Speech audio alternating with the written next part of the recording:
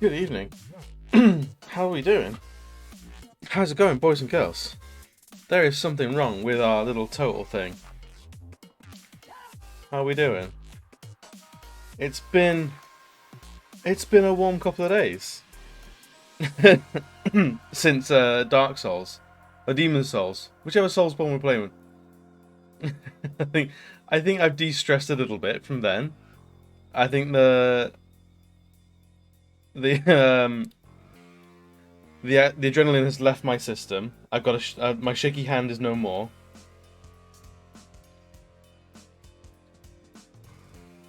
Hang on. Our sub goal has decided to reset itself for no apparent reason. So I'm just fiddling with some Streamlabs. Just enjoy the glitch hop in the background. 34.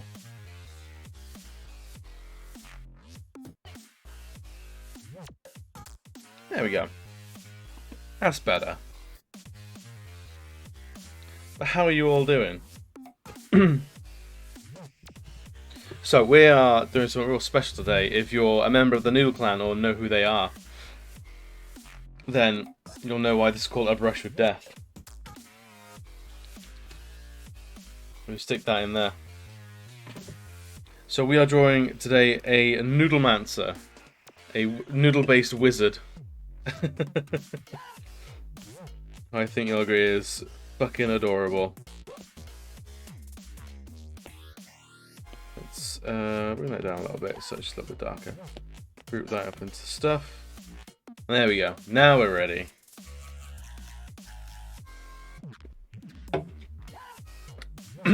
So I've always been fascinated with like magic practitioners who are completely off the reservation. Like they use just something really weird or really strange as like their casting basis. I don't know if anyone remembers. Was it Naruto Shippuden? Had the ninja who was all based around ink and artwork and stuff. Who's the art ninja? What was his name?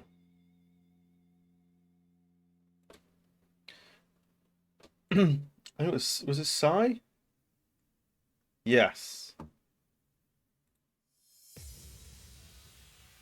𝘖 was fantastic.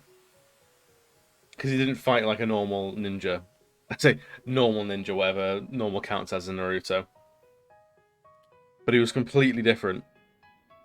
Alright, let's work with the face first.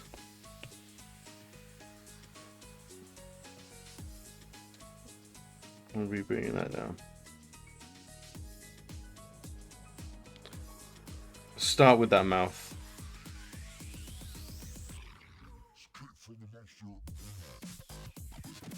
Let me know if the music is too loud or too quiet or just too jazzy.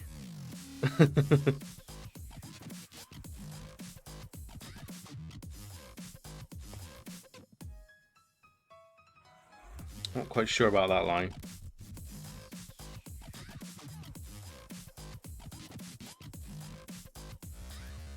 Nah, I'm not feeling that at all. That's better. Just little divots here.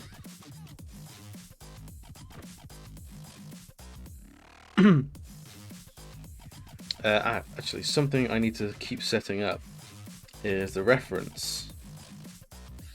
So while I'm all zoomed in, you can still tell what it is I'm actually working on. Let's pop that up there, shall we?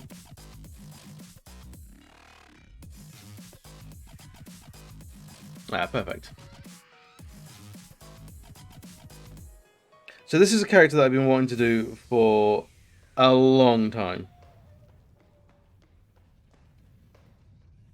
The Noodlemancer. I think I mentioned it to Soak, but like maybe like 5 months ago, a long time ago.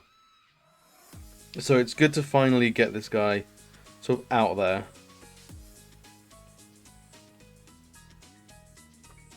Hopefully we can do him justice.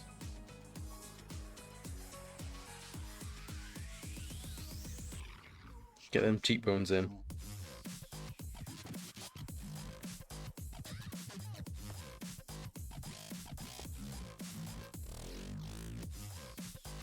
He's got pretty thin lips. That's because he is sporting, I think, one of the biggest grins I've ever did draw.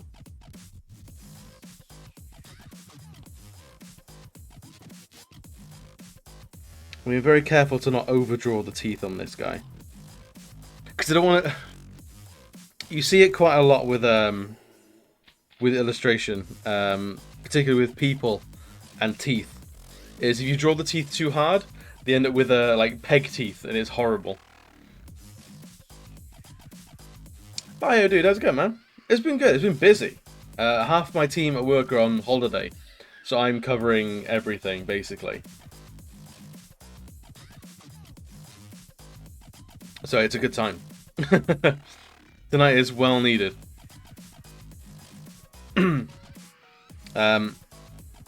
But yeah, how about you? How's your week been going? Since I've seen you like 7 minutes ago, usually it is.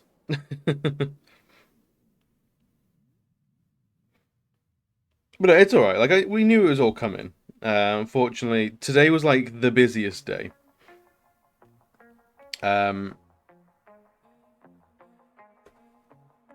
So like none of us were like blindsided by it. Do it a little bit. Just a little bit of eyelash. Excuse me. But yeah, so this week is going to be a little bit heinous for work. However, the weekend will be fine. We're going to like the weekend, and then the week after, everyone's back in. So it should get a little bit quieter again. That is way too sharp an angle. That's better.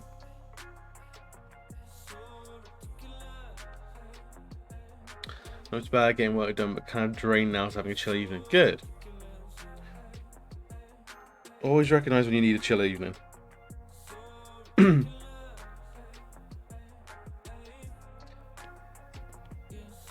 yeah, it's been. I imagine that the general sort of level of productivity across the UK is not going to be great. Being on the current, like, what, 4th summer we're on now? I think it is. Right, let's give him some beachy curls.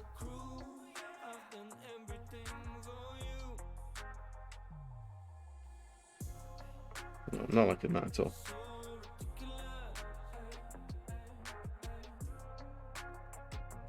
There you go, that's better.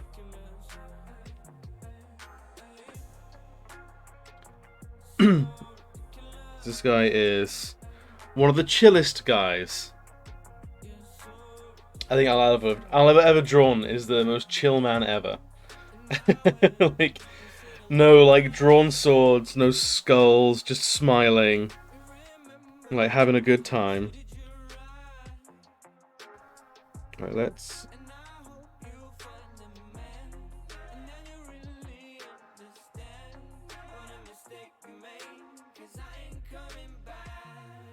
This big old sweeping hat line is gonna basically dictate where we stop drawing the head.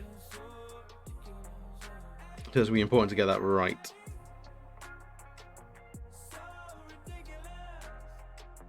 And there we go. Big old sweeping lines.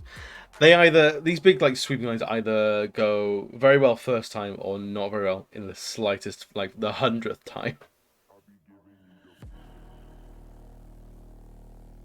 Also, it'd be interesting to see in this playlist if all the music is royalty free or not. It claims it is, but I've been beaten a couple of times. I've been bitten a couple of times on playlists that thought they were royalty free and actually weren't.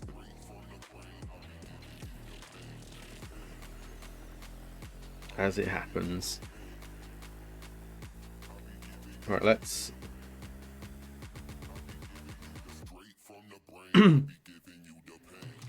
keep on with this.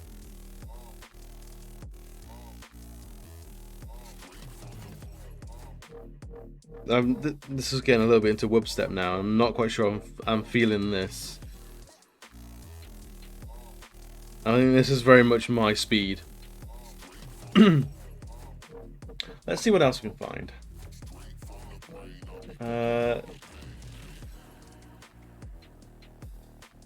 Let's try. We need music to go by the campfire.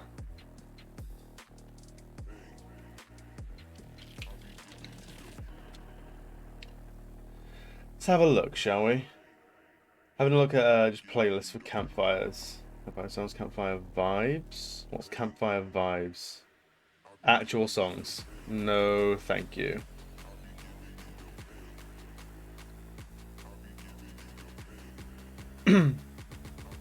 Let's try some witchy lo-fi, shall we? To basically the Terraria soundtrack. I mean, yeah, actually the Terraria soundtrack would be pretty good.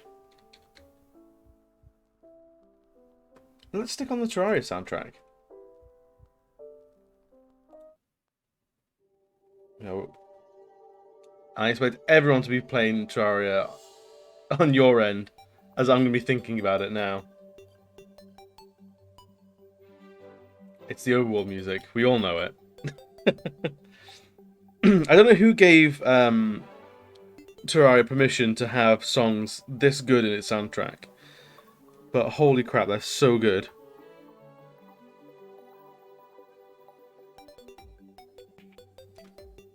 I'm waiting for like the boss sound, the boss theme tune to start up, and that's when the real stress comes.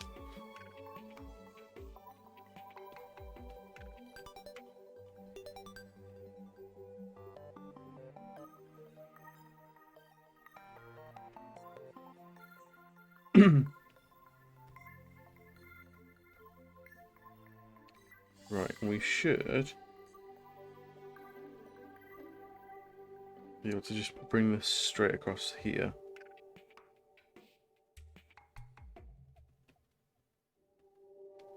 The pixel art was audio, it would be like that. Yeah. It is like definitive, isn't it?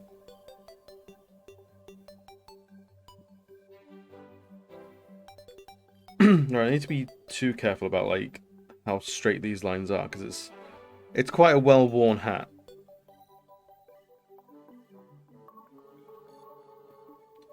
Because what I want with this Noodlemancer is someone that is like pretty unassuming, pretty chill.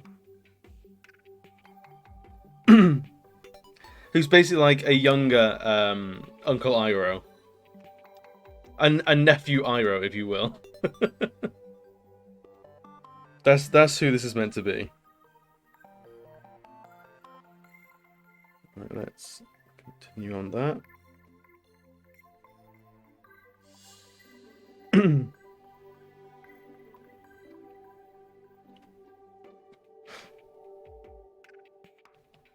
Here we go.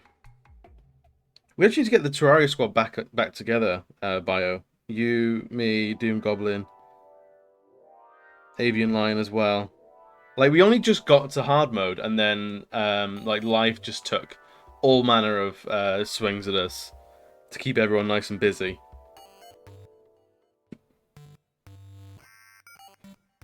Let's do a nice big button on here.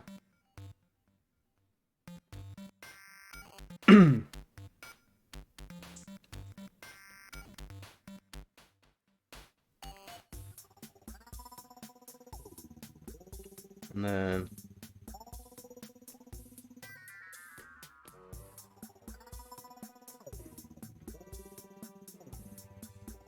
I think over this way.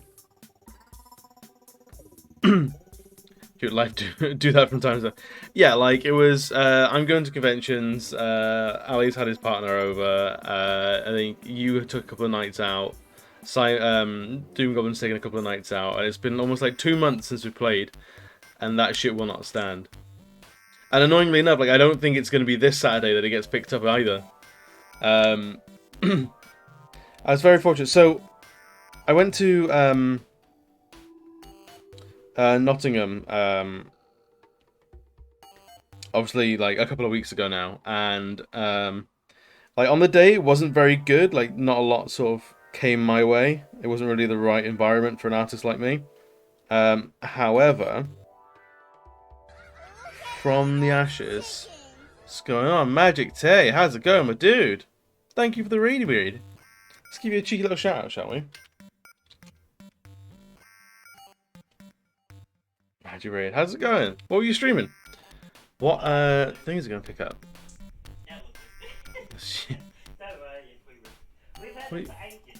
What are you looking for?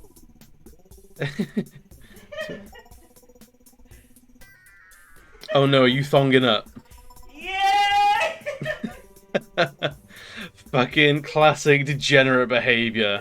It's exactly what I expect from Magic. I bet that's a clip you thought had died. Oh, was that today? That was earlier today. Oh, it's a fresh clip then. Nikki, welcome, dude. How's it going? So, were you in the beach tubs, beaches, bathtubs, and hot tubs category then?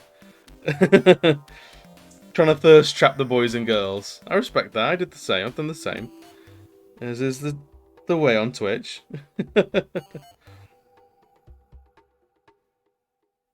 You were playing video games, but you got to get your power suit on. Like it's a ritual, right? That's what I'm thinking.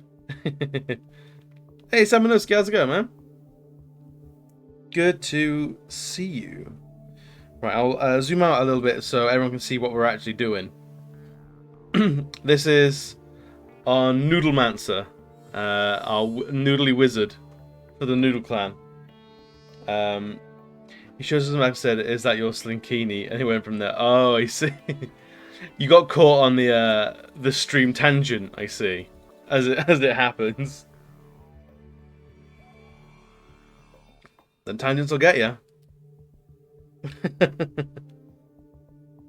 As soon as you think you're really like racing through some content, you're really in the game. No, them tangents will come. They'll pull you right back.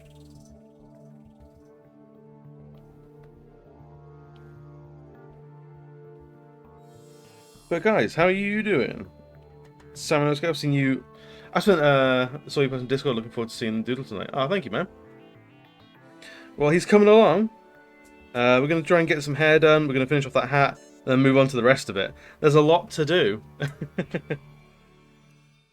You're almost off work. Oh, excellent. Hopefully it's like less than an hour or so. If you're measuring the remainder of the workday in minutes rather than hours, it'll always go faster. That's always what you want. Right, where else are we going with this? I think we need to finish off this hair before I forget it.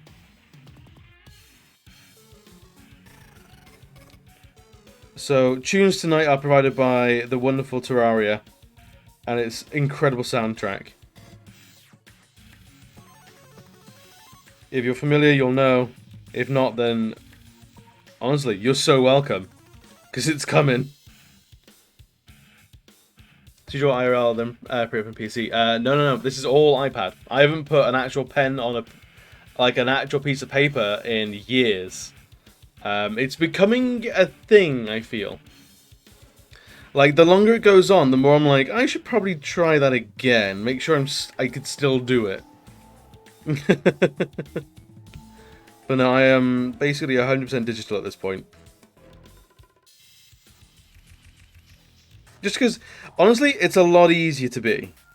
Like, I don't have to worry about misplacing things. I don't need to worry about... honestly, I can undo things at will, and it's goddamn incredible. It's the best.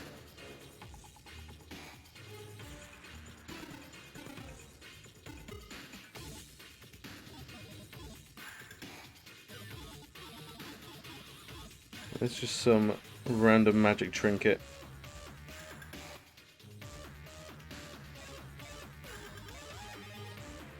Let's tidy up that shape a little bit, shall we? I played a cheap drawing tablet and I love it. Dude, they're so addictive. Like, digital drawings, like, they're so addictive. Like, I know a few different artists who are like, they've gone digital. Like, I haven't drawn traditional in a while, and I don't know if I should be okay with this.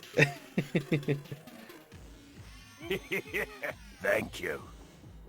Simonoski, thank you so much for the gift. 𝘿𝙀𝙏.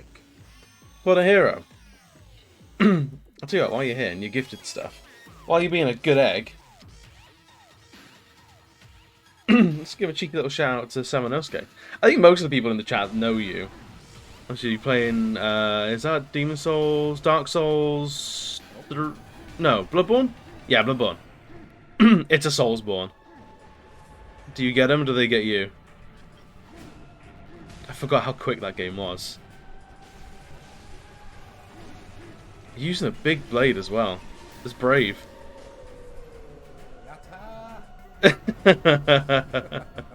Nicely done. I forget which boss that is.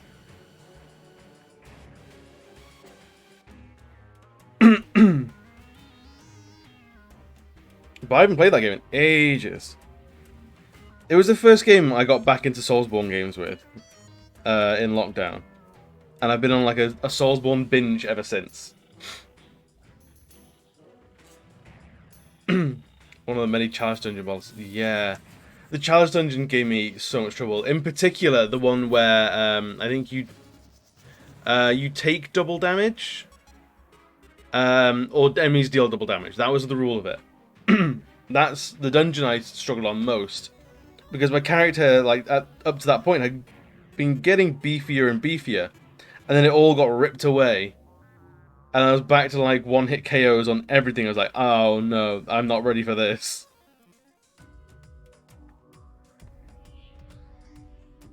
I don't know about that. And then the... So I don't know if you struggled on this boss as well, but I did, for sure. Was the second amygdala, or amygdala fight. I can't remember how you pronounce it. So you fight the amygdala in the campaign, and that round, I absolutely trounced it. Like, it never got to its second phase where it rips his arms off. But in the challenge dungeon, I just could not do it for the longest time. And it was the closest I ever got to putting that game down and going, I'm done. I'm done here. But I persevered and I got through. And I got that platinum through all the tears, all the swearing. It was a time. I'm still on Amy and the Cursed Defiled Chalice where you have half health. That's the one. The half health one. That's the one that I got stuck on for the longest time. And yeah, it is an absolute nightmare. You just have to play super conservatively. Like, you treat it as like a one-hit KO room.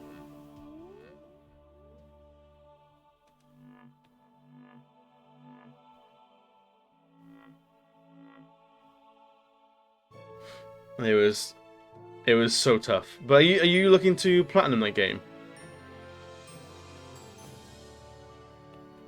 Because it's a hefty platinum. I can talk up the platinum all I want because I've got it. So yeah, it's the hardest platinum in the world. Obviously. But no, I had so much fun with it. I'm really excited at the prospect of the remake coming to PC and PS5. Because it is... I feel like... Because I played it before streaming. I want to play it on stream just to say that I can still do it. On the second playthrough, decided to do challenge dungeons, but maybe should have left them until last. I don't know. I might be misremembering, but I think challenge dungeons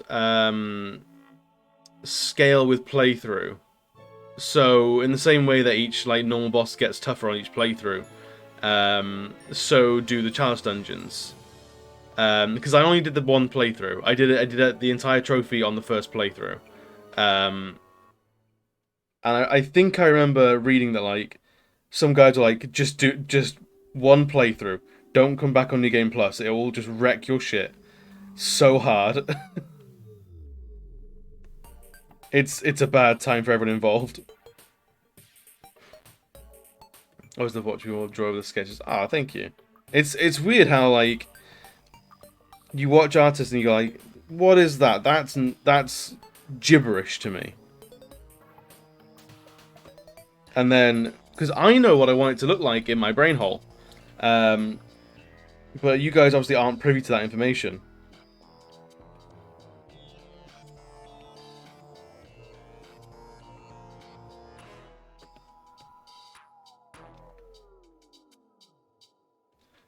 So seeing what lines become what and things like that is, it's almost like we're like reverse archaeology, where you're seeing like, ooh, what could it be? Oh, could it be a thing? Could it be this?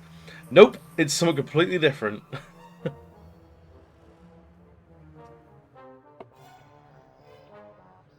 Right, we've got these these eyebrows to do as well, which I've always struggled with eyebrows. Always, because they're not like flat brushwork. Like the line work can be only so like hard before like everyone's got caterpillar eyebrows, you know.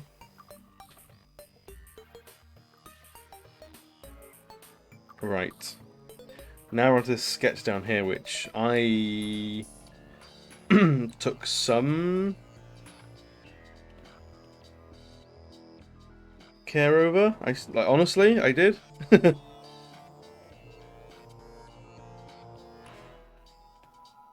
that's going to be like a big collar.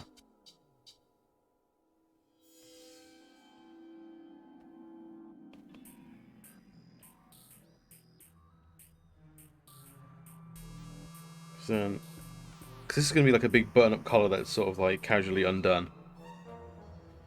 Not a burner. Welcome, welcome. How you doing? Welcome in from Ozland. How's the very early morning finding you? I think it's in the AM there now, isn't it? For you. Why you're up this late, I have no idea. Or are you up this early? I remember you get up quite early for work. Like, heinously early. Excuse me. Right. So he's got his, like, little collarbone there, because he's a soft boy.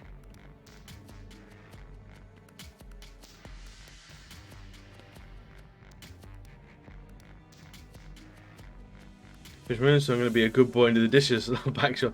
Good, I'm glad you're doing the dishes. Keeping your partner happy. Or your roommates. I don't know what your living situation is. Or just your pets. Might be keeping your pets happy.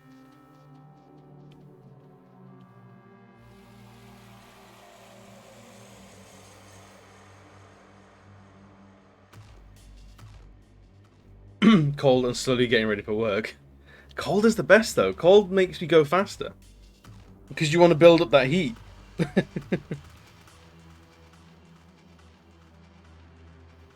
Right. He's got a good few necklaces and stuff.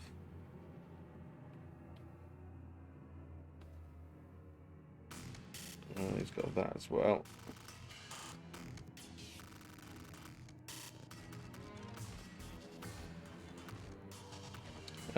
What we're doing with this is that.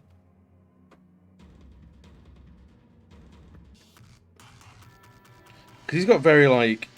This guy is very sort of, like, raggedy almost.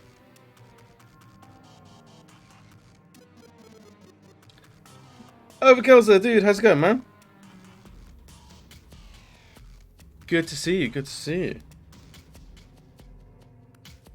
Oh, dude. 𝘿𝙀𝘼𝘏, I meant to say to you earlier. I had quite possibly my proudest moment on any Soulsborne game ever. Last night. I think I arrived with Magic Raid. Sorry, you get swept along, and sometimes you tune back in, you have no idea where you are. I always love doing that. Like, hey, I'm here. I was lurking from like 3 raids ago. Who the fuck am I watching? I love that kind of stuff. But yes, go and check out one of my recent highlights. I was fighting the Man-Eater in Demon Souls, and my fucking controller died, like mid-fight. I'd taken the first one down, but the second one was going strong. And I won't spoil it, but go have a look at the highlight and see how it all turns out. It was pretty magical.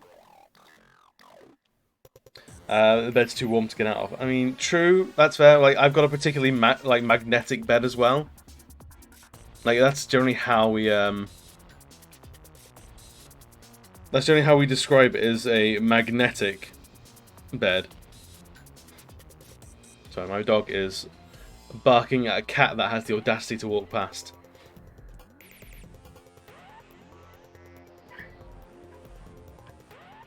Right, and that's a crease there. Got a crease here.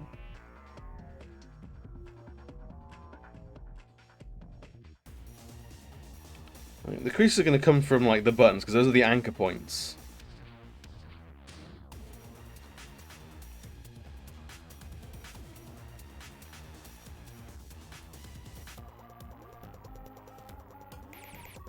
What is this boss music fight? I can't remember. It's boss 1. Oh, so this is the 𝘿𝙀𝙏𝙃. That's why I recognize it. The boss music for the bosses, like, further into the game, I recognize less and less. Because I don't get that far into Terraria very often.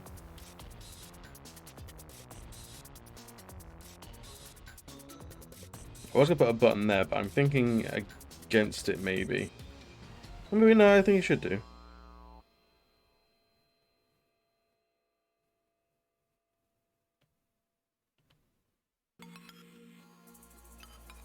No, it's like the... Alright, it's... There you go, that's fine. But not about that, I believe in you. You can get out of bed. Just do a backflip. Just, no thought, just all reflex. Just go from lying down to backflip. Like, immediately. Like, I know you can do it. I have faith. All you gotta do is just snap to it. Just have... It's just... It's as easy as... It's as easy as driving a car with no driver's license. I believe you can do it. What I used to do, because I am not a morning person, I'm very much like... my natural rhythm is to go to bed as late as physically possible. Wake up as late as physically possible. And hate whatever becomes my morning. But I got in the habit of... I wake up as a reflex. And I just start stumbling towards the shower in the morning. So I'm already in the shower with the water running before I'm even fully awake. And by that point, there's no return. Like, you're wet, you're across the flat. Like, there's no going back to bed from there. Like, you're done. The day has started, whether you like it or not.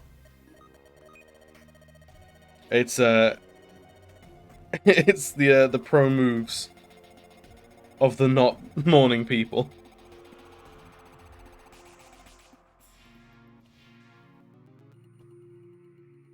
Alrighty, let's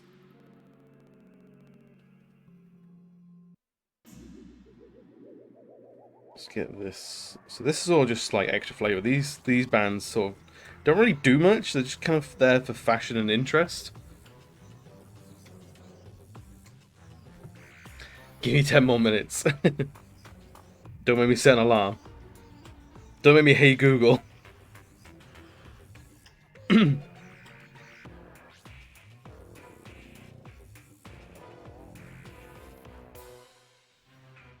Ready.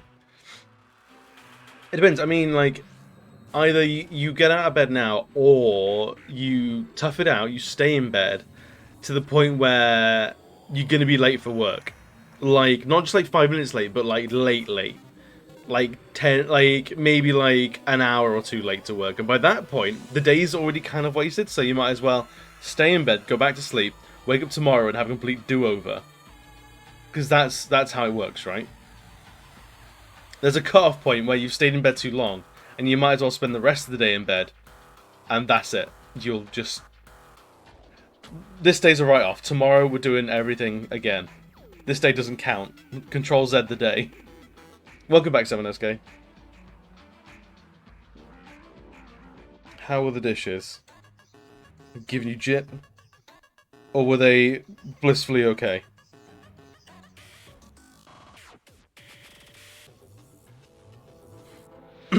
I still have my alarms on. Normally I'm still asleep around this time. Also, work only 10 minutes away.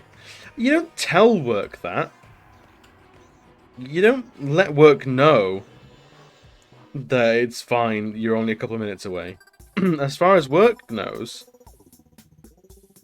you work like 10 hours away. Like, it's a lengthy commute. You've given work way too much power there.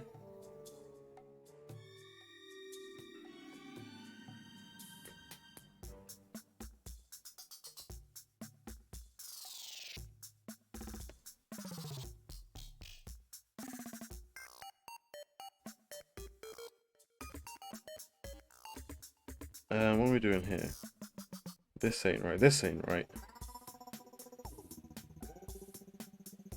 Because his shoulders go all up here.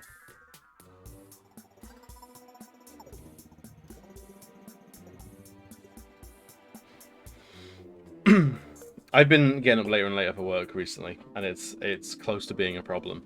Because I don't know if anyone else is getting this, but like since like the pandemic and lockdown, everything like that, sleep doesn't count as much anymore. Like, you get your 8 hours of sleep, but it feels like 4 hours or 5 hours. Like, of every hour of sleep you get, like 20 to 30 minutes doesn't count. I don't know how to get that time back. Other than just sleep more. To compensate. They don't know that I'm so carefree with them, though, that I should wear gloves. I think I might still be burning this with my fingers off. Potentially commit a crime now. Oh, you're going to join the Men in Black? That's way less illegal. Don't admit to starting a crime spree in here. I think Twitch records all of this. Everyone in the chat confirmed that Samanowski's going to be doing no crimes, even though he's totally going to be some. He's going to do some crimes, like like local PC plot. Like, watch out for that boy. He's a good egg gone bad.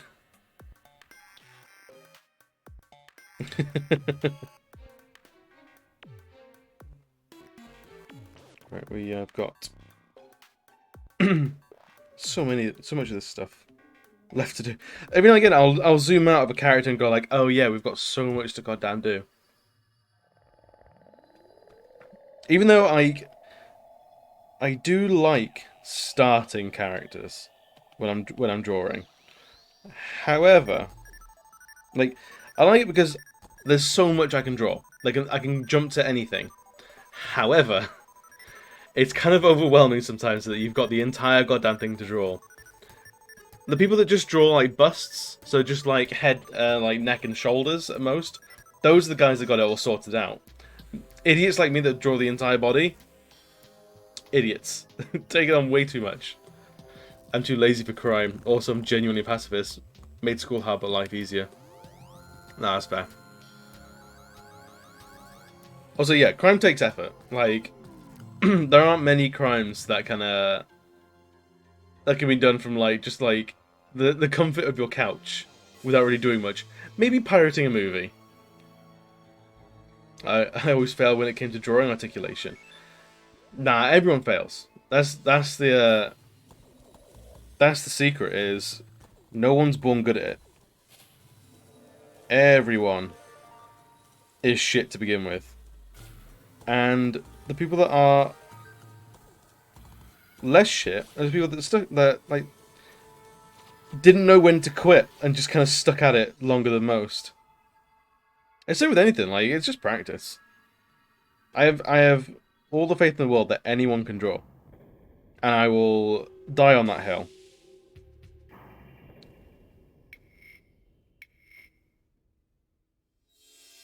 That's... I think that needs to be a little bit further down. Like this. Yeah, anyone can draw. Same way that anyone can play an instrument. It's just putting the time in. Like, I got very disillusioned with music growing up because I wanted to be a drummer and I wanted to play drums, but I wasn't very good because I wasn't putting in any effort. And looking back at it now, it's like, well, of course it didn't work out, Adam, you stupid fucking idiot. You didn't try. You just thought it was going to happen. And now I know, like, I just wasn't passionate enough to deal with sucking at it for a while. Before I built the skills that made me, quote-unquote, better.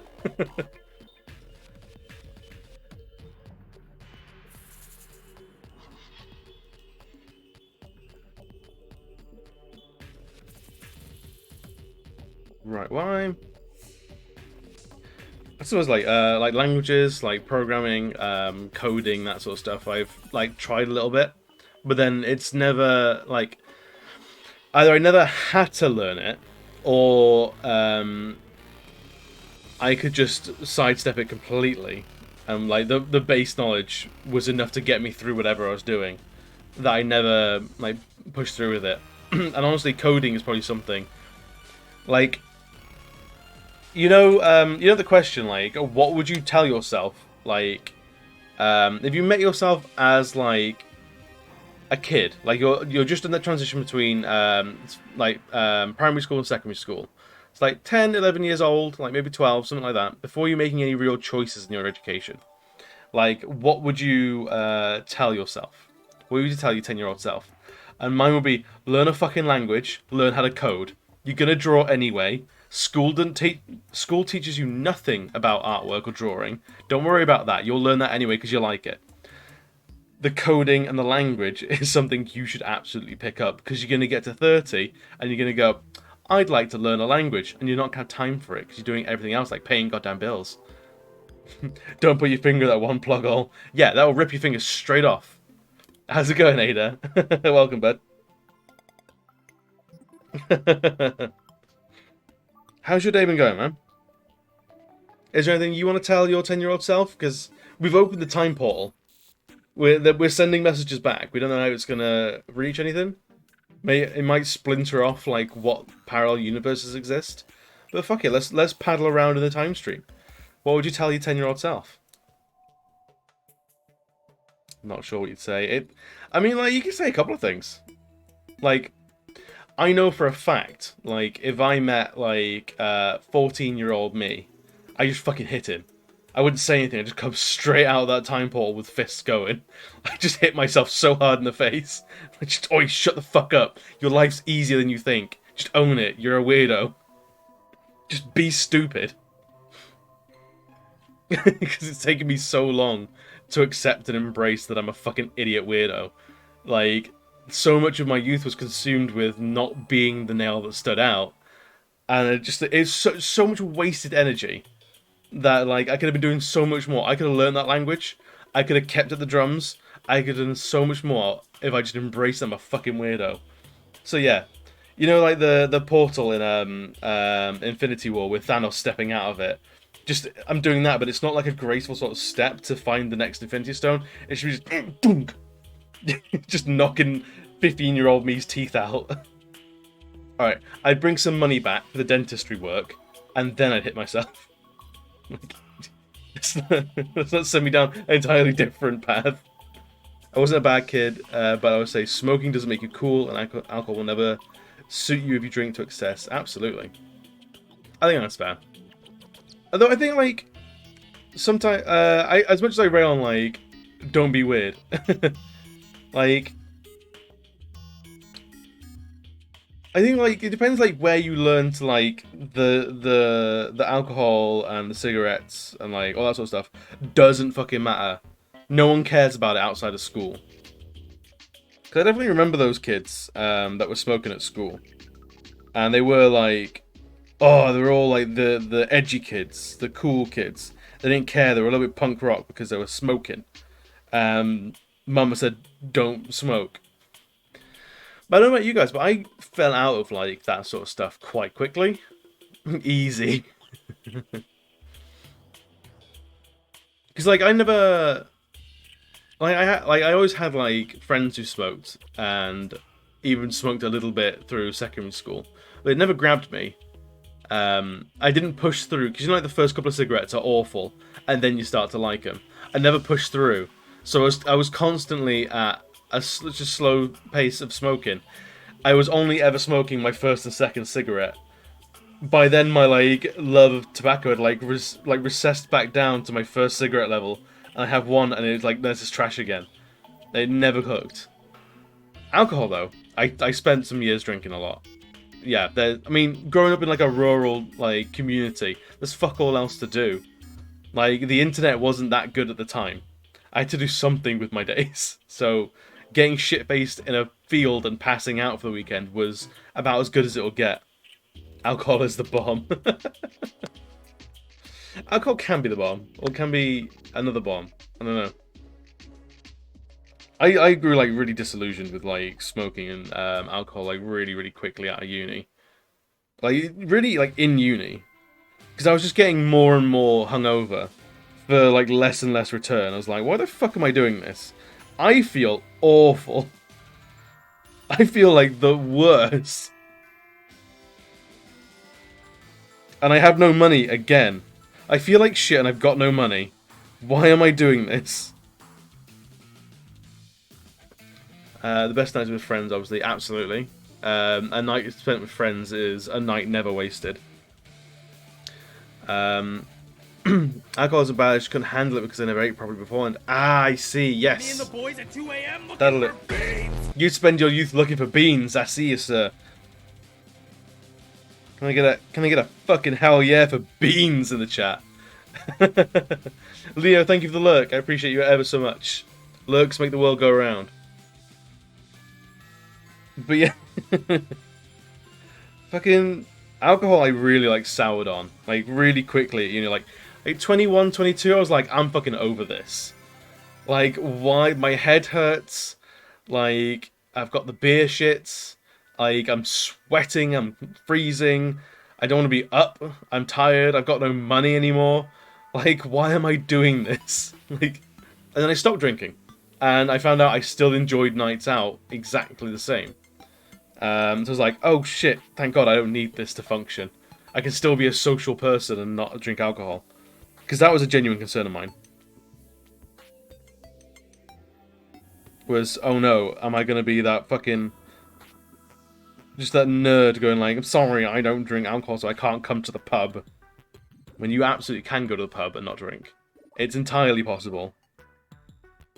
You get a little bit of like, oh, what are you doing? But like, no, it's fine, it's fine. Dragon Dude! My love, my sweet. How are you doing? I've missed you too. Where have you been? What have you been doing? I mean, I know you've been playing a lot of Warframe and Darkest Dungeon. I mean, that's fair. I mean, of all the things to keep us apart, like, that's pretty good. Like, that's probably top tier reasons, to be honest. They're great games. And Divinity. Yes, I've heard that game is a time sink. There's a lot of game in that game. But as long as the Divinity's been treating you right. Just finished streaming Spiritfather. Very sad.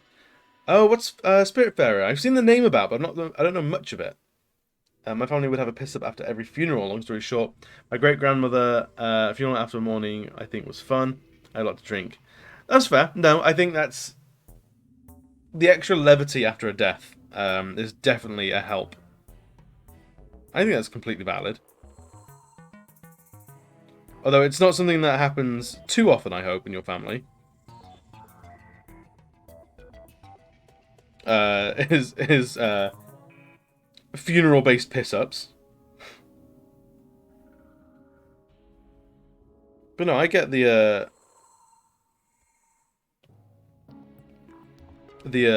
alcohol helps the healing process on the day.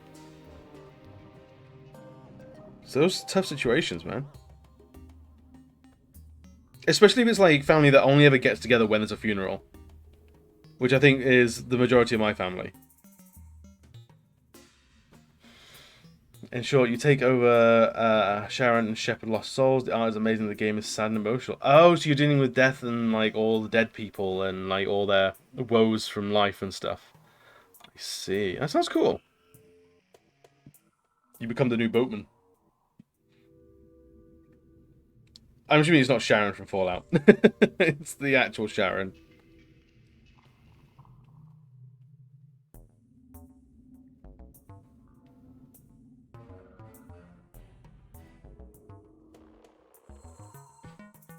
Said, yeah, the actually big man. Oh, that sounds cool, man. I have to give it a look. What's it on? Is it on? Is it only PC or is it all sorts of consoles and places to play video games? Wherever good video games are sold, basically.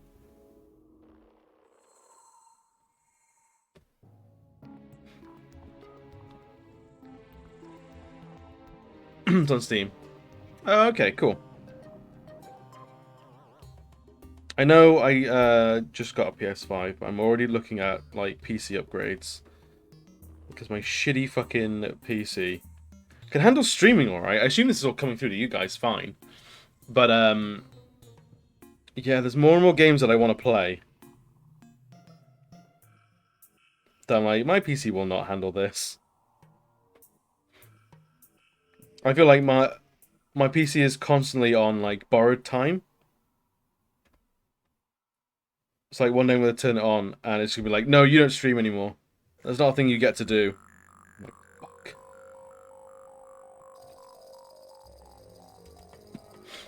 Switch PC, Switch PS4 and Xbox. It is every. Oh, brilliant. Oh, cool. Yeah, that's the perfect like thing for video games is to be fucking everywhere.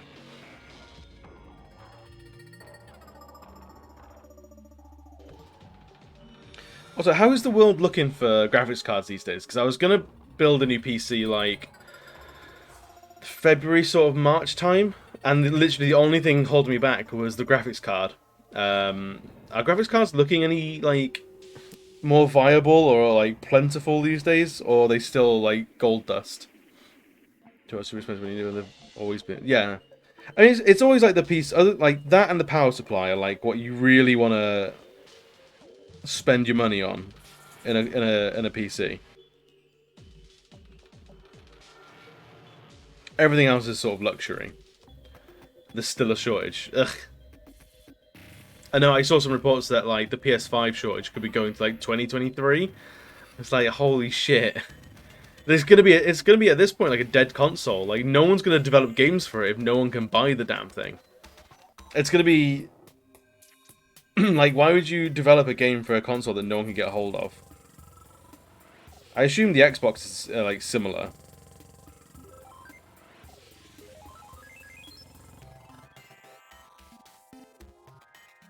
I'm looking through my bookmarks when I bought them. What are you looking for again? Fuck, I have no idea. Just good. Like, I'm not the most PC literate at the best of days. So, what was I looking at? That's a motherboard. That's a processor. Case. What's that? The memory. Hard drive. Power supply. I had everything but the I had everything like lined up but the graphics card because when I was looking, the graphics cards weren't available. So it's like, well, there's not really much point in looking properly because by the time they're all available again, there might be something else completely going. Like there might be like a new generation of graphics cards by the time I actually look to get these things. Miles or graphics card. Ooh. So I was just missing a fan soft like these 600. Yeah, I heard that went very, very fucking well for him. Like, that was crazy. Jammy git.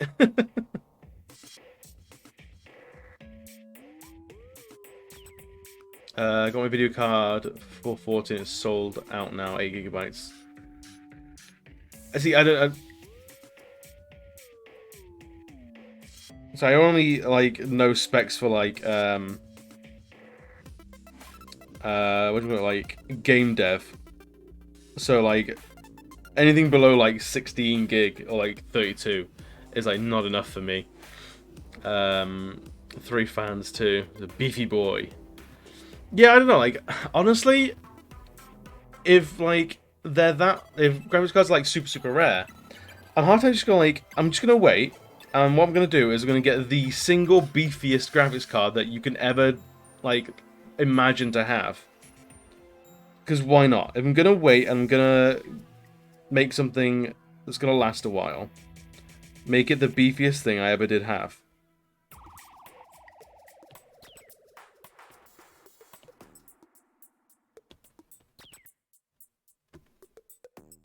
Do it with it. Yeah, it's gonna be expensive, but there's a certain point where it's like, I know, like I'm buying luxury at this point. Like, this is like a passion project almost. Well, and almost like, and it's kind of fun every now and again to like, I'd say every now and again, like once every like 10 to 15 years to go like, do you know what? Money is no object. I'm gonna save for this for a long time, and it's gonna be when I get it, it's gonna be there will be no better home PC on the market than what I'm buying, but I will have it for 10 years. So if I spend like £3 on it, then it's just £300 a year. Is how I rationale that. If it's basically the deposit on a small house, I'd probably take the house, to be honest, at this point.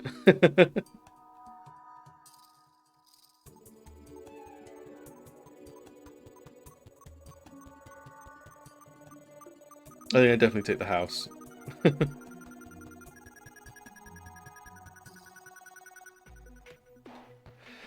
Viper and I are going to stream Divinity again tomorrow. Is it multiplayer Divinity?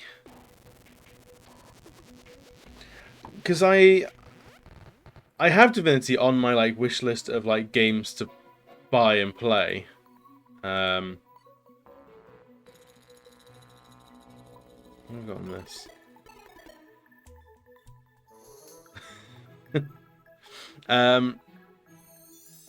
Sure, it's turn up on no matter what you do, but can you 4-player co-op? Oh, okay.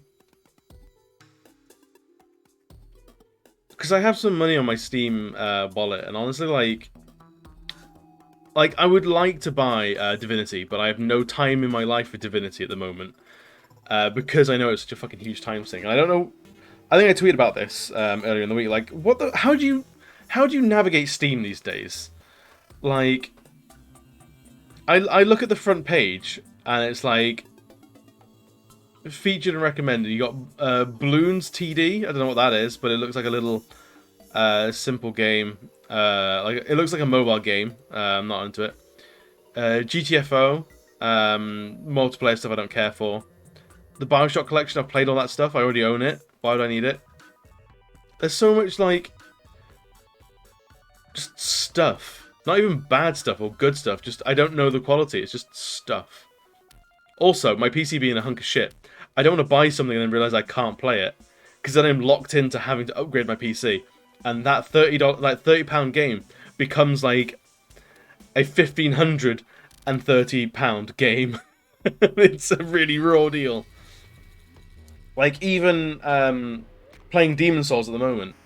Demon's Souls was a £400 game for me because I bought the PS5 to play it. Like, there's no two ways around it. Balloon Tower Defense. Oh, it's Tower Defense. Taking a game back to when I was in primary school. Because I've seen a lot of people streaming Balloons at the moment. Like, it seems to have like a good following, and I have no idea why. Like, I've not looked into it at all. Divinity's $45 US. Freedom bucks at the moment. Pretty expensive, but worth it. $45 isn't too bad for a game. Like, very often we'll get like £60 is usually what we end up looking at.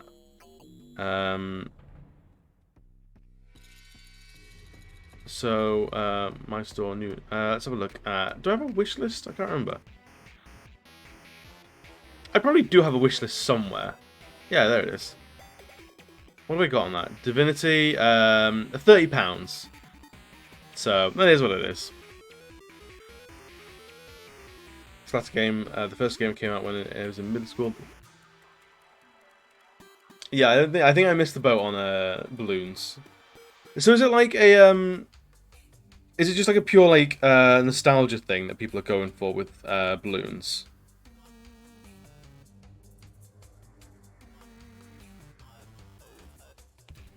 Let's tidy this little thingy up.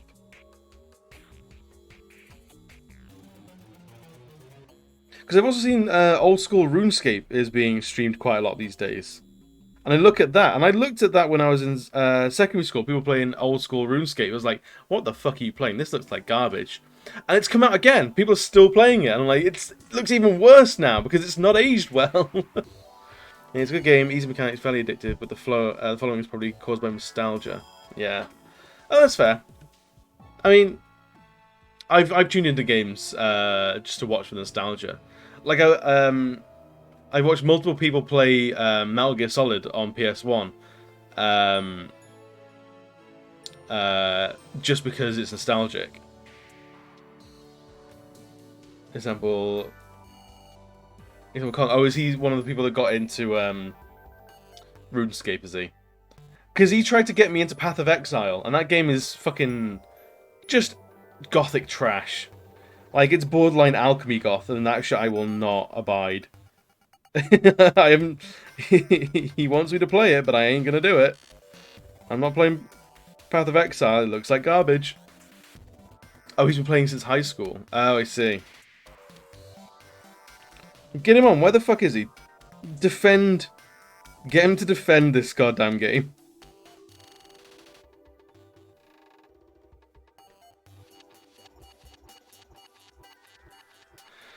Your mum likes Path of Exile. Oh no, is she an alchemy goth? Be honest, be honest. I'm not going to call out your mum here, because mothers are sacred. Good mothers are sacred. Bad mothers are trash.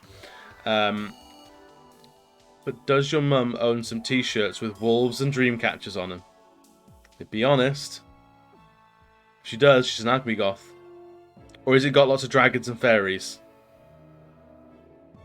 It's a lifestyle and a vibe.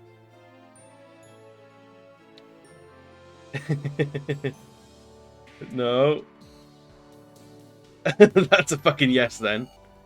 You used to be, not anymore. You used to be alchemy goth. Amazing.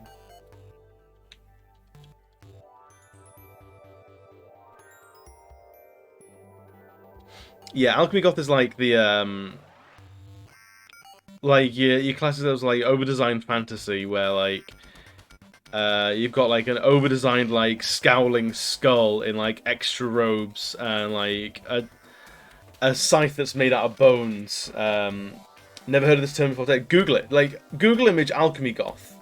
Actually, fuck it, I'll do it. I'm the streamer. I am the commander of. I'm the visuals. Look. Alchemy Gothic. There you go. Like this sort of stuff. Like classic rock and roll kind of stuff. Like that's Alchemy Goth as fuck. What else have we got? That's pretty Alchemy Goth. If this is ringing any bells for you guys, then you're an Alchemy Goth. There's a lot of like death and destruction. It's like the overly sort of edgy. I dig the aesthetic. Yeah. What else? What else strikes me as Alchemy Goth? This kind of stuff. That's Alchemy Goth, like through and through. But I would not parade this. Yeah.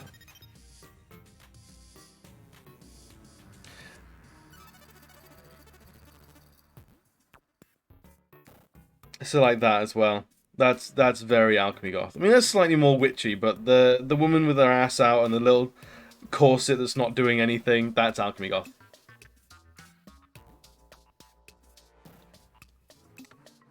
So your aunt and uncle, they're Alchemy Goths. They love the shit, and my aunt changed her name to Xena. Like the warrior princess. I like that. I see it. I appreciate that. Xena was badass. Like, I have no problems with someone renaming themselves Xena. Xena was a good egg.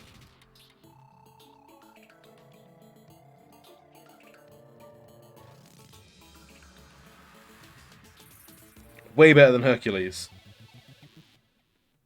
If you want to make yourself sad, look at what the actor from Hercules is doing now. Sad times. My girlfriend and I are into witchy stuff, pentagrams, crystals, bones. That's good. That's gothic to, depending on the specific stuff you have lying around, could be alchemy. Making jewelry out of our snake skin, that's cool. This goes on. Again, like, depending on how it's done, it could be either alchemy or it could be It could be just straight up goth.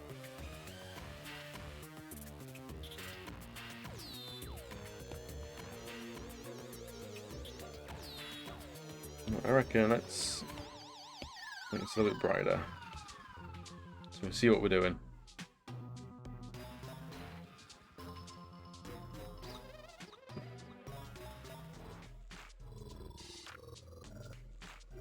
Right, we need to put this out a little bit.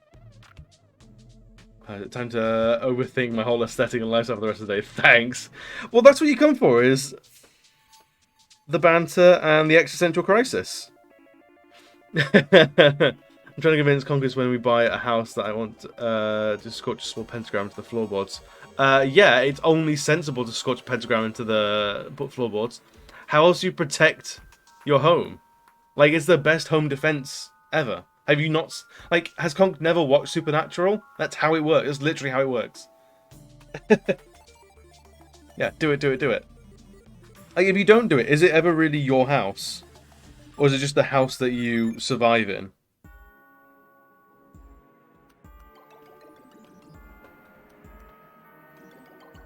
Like, be real with yourself.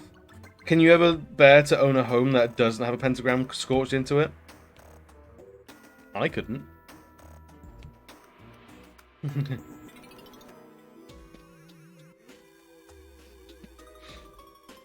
No, he stopped when I quote, "The good seasons." What's the last season of Supernatural I watched? Was it like season 12? I think. We did the Men... I've seen the Men of Words.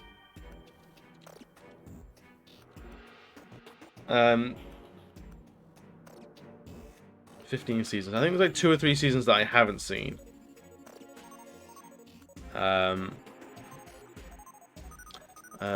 Demeter's mother for the first 30 years. Morrison's on a gift. Blah blah blah blah blah. Mick Davis is killed.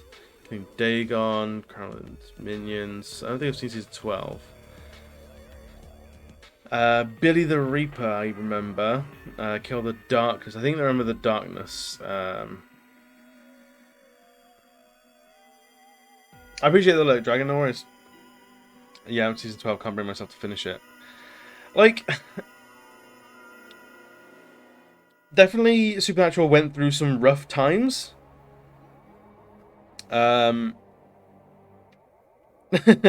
that show thought it was ending at a time it didn't actually end. So they sort of scrambled for a couple of seasons. But it definitely found its way again.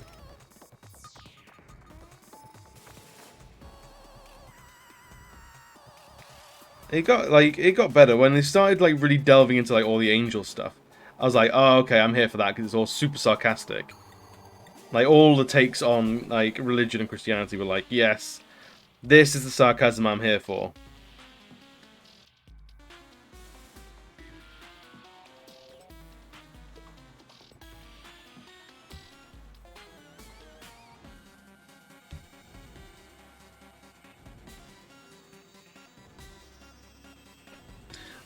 But yeah, like I heard there was going to be like a prequel series as well, which I have no idea why they would ever want to do that.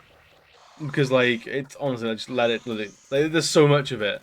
You couldn't do and they've like mined those characters' backstories for everything they're worth. You couldn't do a backstory or a prequel series and not have loads of characters that just suspiciously never appear again.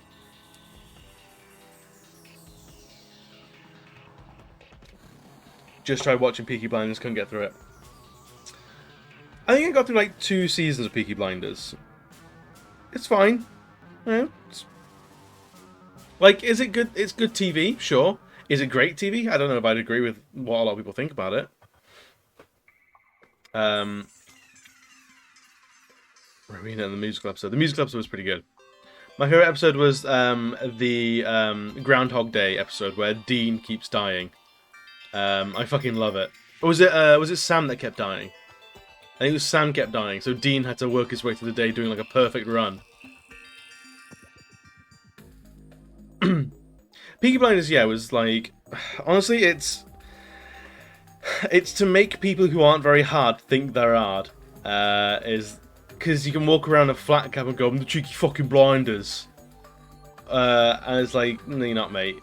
You work in IT. You know, you work in IT and still play five-a-side. Like you're not a gangster. I feel like it's the kind of that show. It's designed to make you feel like you're tough. Just finished Rick and Morty last night. Rick and Morty's good. I like Rick and Morty. If you have Ada, if you have Disney Plus, check out Solar Opposites. That's really good fun.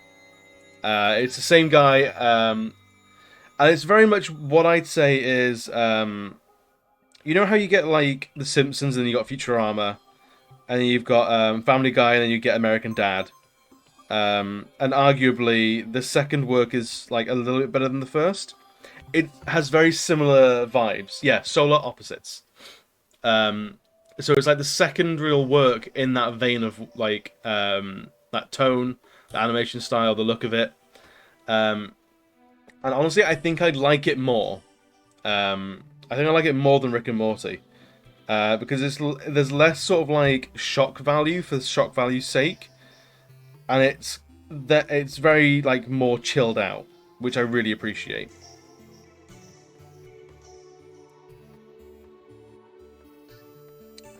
This finger is way too chunky.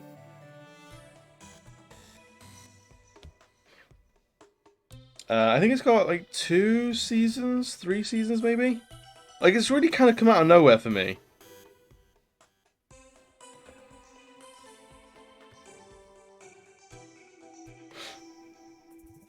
I mean, it got modernized and a hipster, so I had to lay off Rick and Morty, yeah. But it's your bread and butter humor. That's fair enough. Yeah, no, like, I kind of get it. Like, Rick and Morty got, like... It feels like it's a really hipster thing to say, but it feels like it got too popular. Like, as soon as, like, Rick and Morty everything came out, like, you could make an outfit of Rick and Morty merchandise. I was like, not about this anymore. Like, I'm backing off. Like, people are defining their lives by having nothing but Rick and Morty stuff. I'm like, peace, I'm out. It's been fun, but deuces. Because, yeah, I guess I'm a massive fucking hipster just like you. Tragically.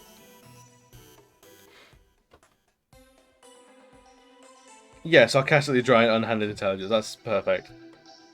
Haven't even watched Rick and Morty. I'd recommend it. I think it's good. I think it's fun.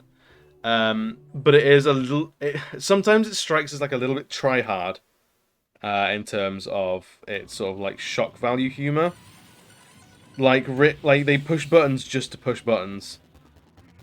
And like it is kind of punk rock in that it is like it's there to make really what it wants to do is it wants to poke fun at TV. Is what it wants to do. And it does that to like varying degrees of success. Like the whole like wubba lubba dub dub and like go fuck yourselves and like get shrifty shit on the floor. It's all sort of made to make TV execs cringe and like go, do we want to air this? Or it's that sort of thing where they don't care enough, so they're not going to look at it, so that it's going to pass. Because they're not saying fuck. They're saying, go jam a rake up your butthole. And it's like, saying fuck is like, they will have a say like, you cannot say fuck. But jamming a rake up your butthole is fine. Because it doesn't swear. Like, it's that kind of thing. It's like, they're purposely circumventing the rules to get something way worse through. It feels like almost like the South Park of a new generation. It's Adult Swim though. Most of the stuff isn't allowed anywhere else. Yeah, Adult Swim. Like, there's a reason why it's on Adult Swim. Because Adult Swim will allow that kind of shit. But it is definitely for making like studio execs like have headaches and stuff like that.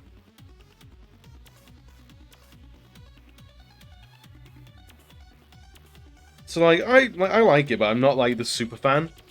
And I know that really upsets some people because people get weird about fans and shit like that.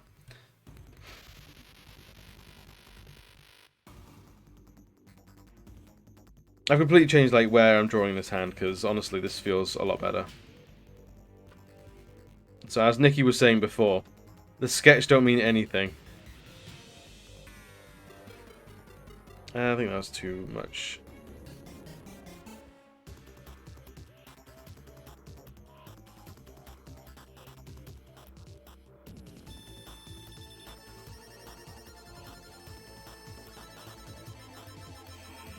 I think that'll work. Yeah. So yeah, Solar Opposites is a little bit more chilled out.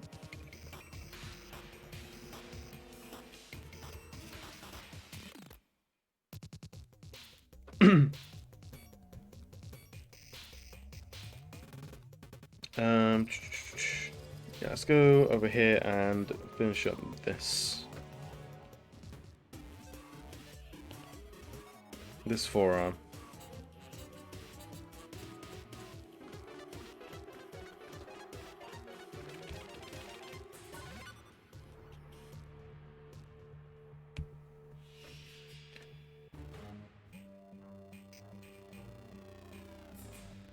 Do you think what else is good these days? Like what is everyone watching? What is everyone recommending? Like I feel like I've not been watching or consuming a lot of media recently. I feel like I need to get back onto it, otherwise I'm gonna fade into obscurity. Like, did you all hear about that new film, Avengers Assemble? Love, Death and Robots is fantastic. Both seasons I fucking adore. I think season 1 I like a little more just because it had a lot more dark and gritty stuff, like the monsters fighting and stuff. No worries about that. Have a good day at work. I hope it doesn't suck and it is over with quickly, at the very least. I just watched a really good animation called Redline. I've not seen Redline. I know of Redline. I've seen some animation from Redline, and it looks fucking gorgeous. It's that very like expressive animation style where like everything just lavish detail, and it's almost like a cartoon within a cartoon. Where did you watch that by? If you don't mind me asking, because like, did you pirate it? Is it on Crunchyroll? Because I wouldn't mind giving it a watch. Because is it a movie? Oh, it's on YouTube. Oh, fair enough. Oh, it's free on YouTube. Oh, fuck yeah. There is a show, a movie which I think you might like. I have to Google it. I think it's called Dead Leaves.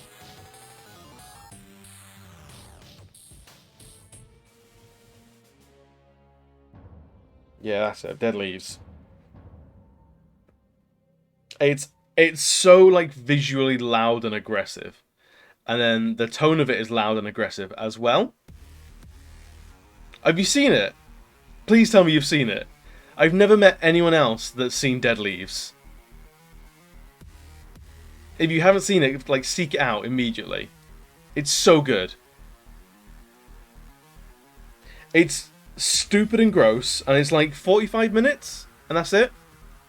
But yeah, look at it. It's so good. Like, one of the dudes just has a TV for a head, and it's never really explained, I don't think.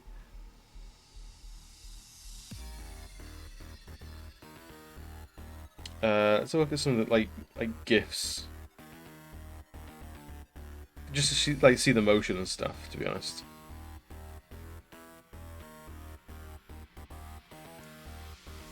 What's this one? This goes great with the music as well. It's like that very sort of like 90s like street punk, like hip hop punk. Where it's just like unending energy.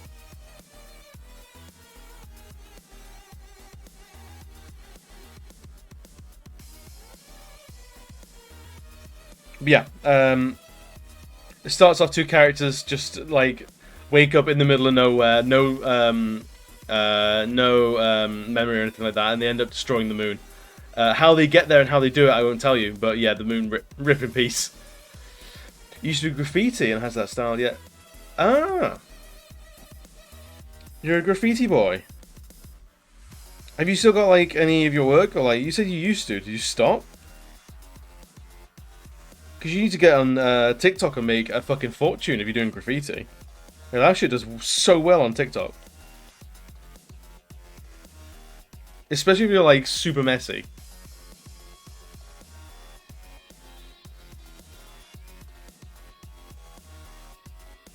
Are you starting back up again? Fuck yeah. So you're gonna do any graffiti streams?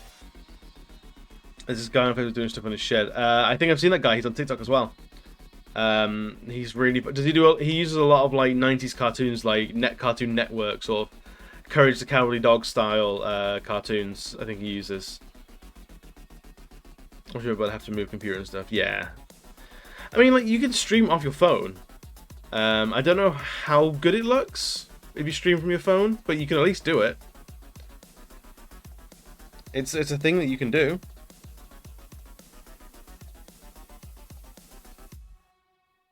A bit more edgier cartoons then. Okay.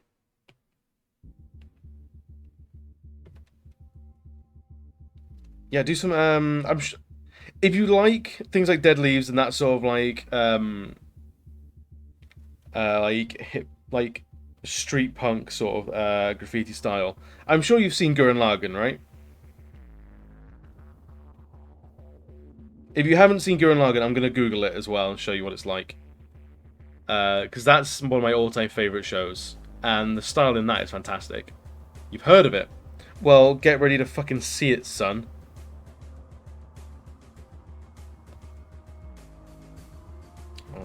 GIF. Because it's gorgeous.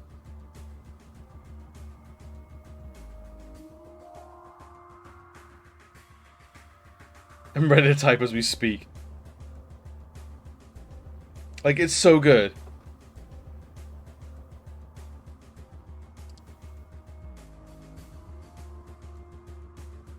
I'm trying to find, like, a proper, like, one of the fights. Because the main character, Red Titty Sniper Woman, yep, she's in it. And the main character, like, uses drills as a weapon. Like, that's what they do. It's fucking gorgeous, I love it. Ah, you've done your research, I see.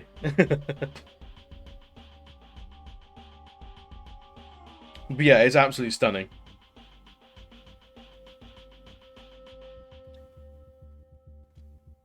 You were more Gundam, but it's cool. I think I missed the boat on Gundam. I saw an episode because I used to babysit when I was younger, like my parents' friends' kids and stuff. And this one family had Sky, so I got to watch like Cartoon Network and like was it Toonami? Was like the Cartoon Network After Dark channel. It's like threw the kid into his little bed and slammed the door shut like as soon as like the parents left. And then I remember seeing an episode of 𝘿𝙍𝙏𝙃, not 𝘿𝙍𝙏𝙃, fucking Gundam, and I saw like characters like shooting each other and people getting shot. And I was like, oh my god, this is a cartoon but not for kids. I love it. But then I never could follow it up because I didn't have Sky at home. Tenchi Muyo. Let me Google it on my PC just so.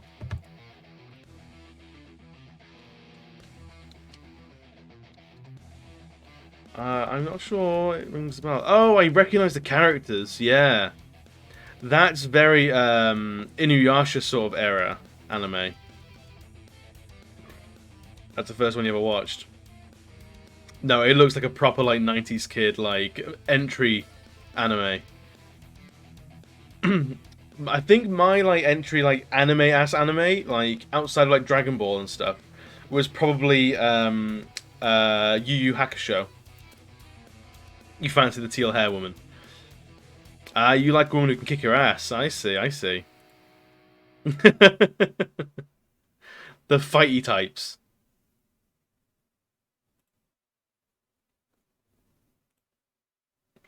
But yeah, if you haven't seen Yu Yu Hakusho, it's of a very similar era. It probably shared a lot of artists, to be honest. Was it actually sharing like staff or anything like that? Was it written by or art? Especially with Japanese OVAs. Masaki, what's he done? No, he didn't do Yu Yu Hakusho. It's very much of like the time. But yeah, Yu Yu Hakusho was great fun.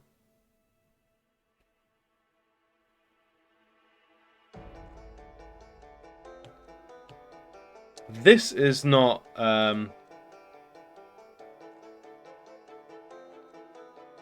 no, this is very much not thingy. Terraria anymore. This is Starbound apparently. Alright.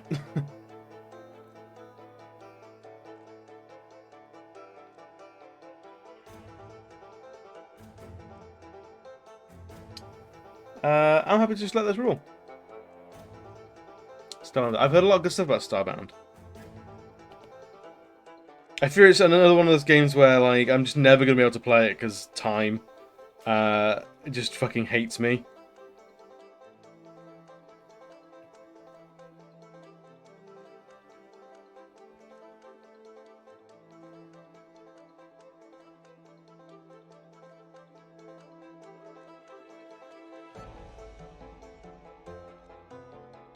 But I like the music so far. We've got 500 hours in the game. Holy shit, that is an endorsement and a half. God, what's the last game I plowed like hundreds of hours into? It must be Fallout 4. I think Fallout 4 must be like the last game I put like solidly hundreds and hundreds of hours into.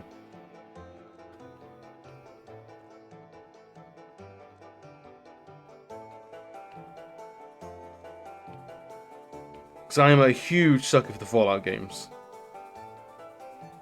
Like, holy shit, did they just do it for me.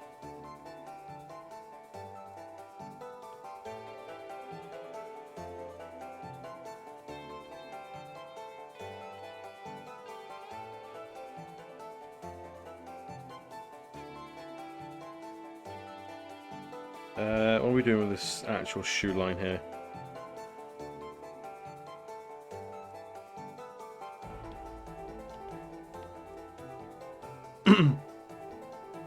Also, a game that I keep looking at and keep wanting to get into, but I'm waiting for like stuff to like my channel to open up to like game slots again.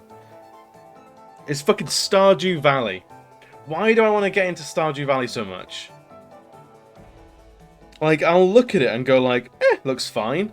And then I'll think about it and go like, you want to get into that?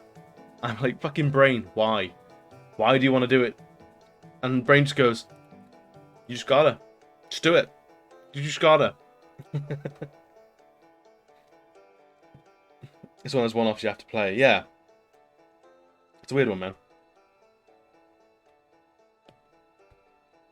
I've been thinking about a lot of stuff with like my channel recently. Like, so here is like how like the full rundown of like the channel goes at the moment. There is I call it Sketchy Days. Is Tuesday evenings, do artwork. RPG Day is Thursdays. Like squad-based tactics games is Saturday afternoons, and then like Soulsborne games or / hard games is on Sundays. And I'm thinking like, so I'm doing like artwork and 3 different games. Like as a variety streamer, that's quite a lot of variety to pack into a week. I'm basically wondering, is it too much variety? Is it people aren't getting into the routine of coming to me like day in, day out throughout a week to keep up with the game? They're only coming back to me once a week and forgetting about me, not getting their hooks into this channel. Because the stuff that they're initially coming to watch is so infrequent. So I'm wondering if, with the games I currently play, as they get completed, I'm not going to start out new games. I'm going to have the current games bleed into those slots. So, for example, on Sunday, if we finish up Demon Souls, rather than pick up the next Souls game that I want to play, we'll have like The Witcher come into it. So I'll be playing The Witcher twice a week and then once like Darkest Dungeon is finished up, I'll have The Witcher go into that, and then we're just playing Witcher until it's done, and then transition to just be like a one game until it's done sort of like shenanigans. But the other side of that is Saturdays I stream out of regular time. So like, am I committing to The Witcher? I mean, I'm using it as an example. I'm gonna play Witcher on Thursday and see how it fits. Because, oh dude, fucking, I got myself, like, last Thursday, we finished up playing The Witcher on stream. I turned it off, I thought I had a good time. I really thought I had a good time playing The Witcher. And then I turned it all off, I said goodbye to everyone, sent everyone along to on a raid or something like that. I turned everything off, and I was, like, just walking around the flat, like, pottering around, doing nothing. And I got myself so fucking worked up. My poor partner had to listen to me rant for, like, half an hour on how fucking irritated I was with The Witcher. And it's just... And the only reason why I was really irritated is because I didn't know what was happening. I didn't know why anything was happening. So it really fucking annoyed me. In this story-based game, I didn't know the story. And it's like, what the fuck am I missing? Am I wrong? Is everyone else wrong? Like... Oh, because the Lord's seen that in... Like, right? Hey, Becca, welcome, dude. Yes, Noodlemancy. Here's our soft boy Noodlemancer. But yeah, so... Alright, so I'm gonna... Artwork on pause. We're talking Witcher for a hot second. Alright, the music's really, like, light and happy. Right, hang on, I know what to play. I know what to play for this.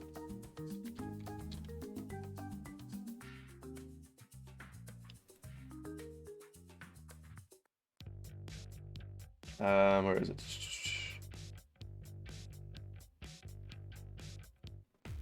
Here we go. Yeah.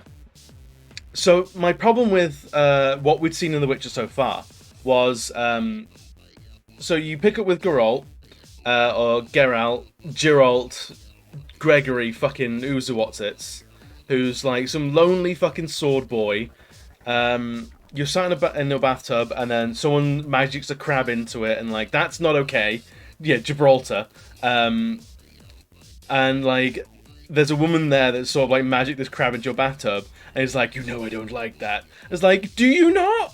I don't know who you are. Like, if someone did that to me, and I like wasn't expecting it, like, that crab would be across the room, and I'd be throwing hands. But clearly he's not, so he knows this person. So like, so 𝘿𝙀𝙏 is like sat there, and he's fine. And there's this lady there who's kind of like, I'm naked, ooh, titillation. I'm like, great, who the fuck are you? And then she just goes, and then you train this little girl for a little bit, and then you get trained because it's the tutorial, and that's fine. And then some scary dudes on horses turn up, and then it's present day. That was all backstory or a flashback or a dream or something. I'm like, okay, cool. Of what? And then, like, fucking, Witcher Ganassi boy, his, like, only desire is to find this, 𝘿𝙍𝙏, like, fucking Yams, lady. And, like, that's his only objective in life. You go to the first town, you do some things, you do some asking. He's been looking for her for years, and then you finish up and you walk outside and she's just fucking there. She's just there. Like, this whole year's worth of finding this love of his life, she's just there. I was like, cool, roll credits, I guess. And she goes, I'm not gonna wait forever. And it's like, she wasn't... We were looking, you were making it difficult to find you. Like, don't obscure where you are and then be upset that people can't find you. That's not... This person's an asshole. But anyway, you join a... Vesemir fucks off because he's too chill and likable. So he's gone for a bit. Because, like, I'm spending years with Geralt finding the love of his life. And then, as soon as he finds it, I'm like, peace, I'm out. Deuces. And and then you go to this big city place, and this guy's like, oh, you know that girl from the beginning? She's older now, and I want her. I want her back. Oh, I'm a dad, by the way. We've met before, but we're not going to talk about that. I'm like, cool, I don't know who you are, I don't know what a Ciri is. Why should I give a shit? And Geralt's like, I give a shit. And then 3 hours later. I know, right? And then Yennefer is there and like, we gotta find her, the Wild Hunt wants her. I'm like, what's the Wild Hunt? And no one says anything. And then Geralt goes, fucking bye. So it's like, alright, you've spent 5 minutes with the love of your life. And like, then you're off on the road again. So that was worth fucking nothing. Geralt, you've wasted the past 3 years of your fucking life, you idiot. Like, what's going on? And now you're trying to find Ciri, who's special for no reason.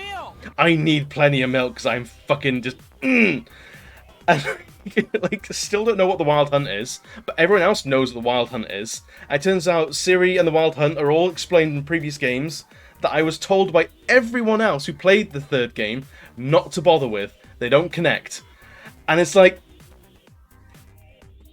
How am I meant to know all this shit and piece it all together when the game doesn't tell me anything and the fan base is saying don't fucking bother? It's worthless.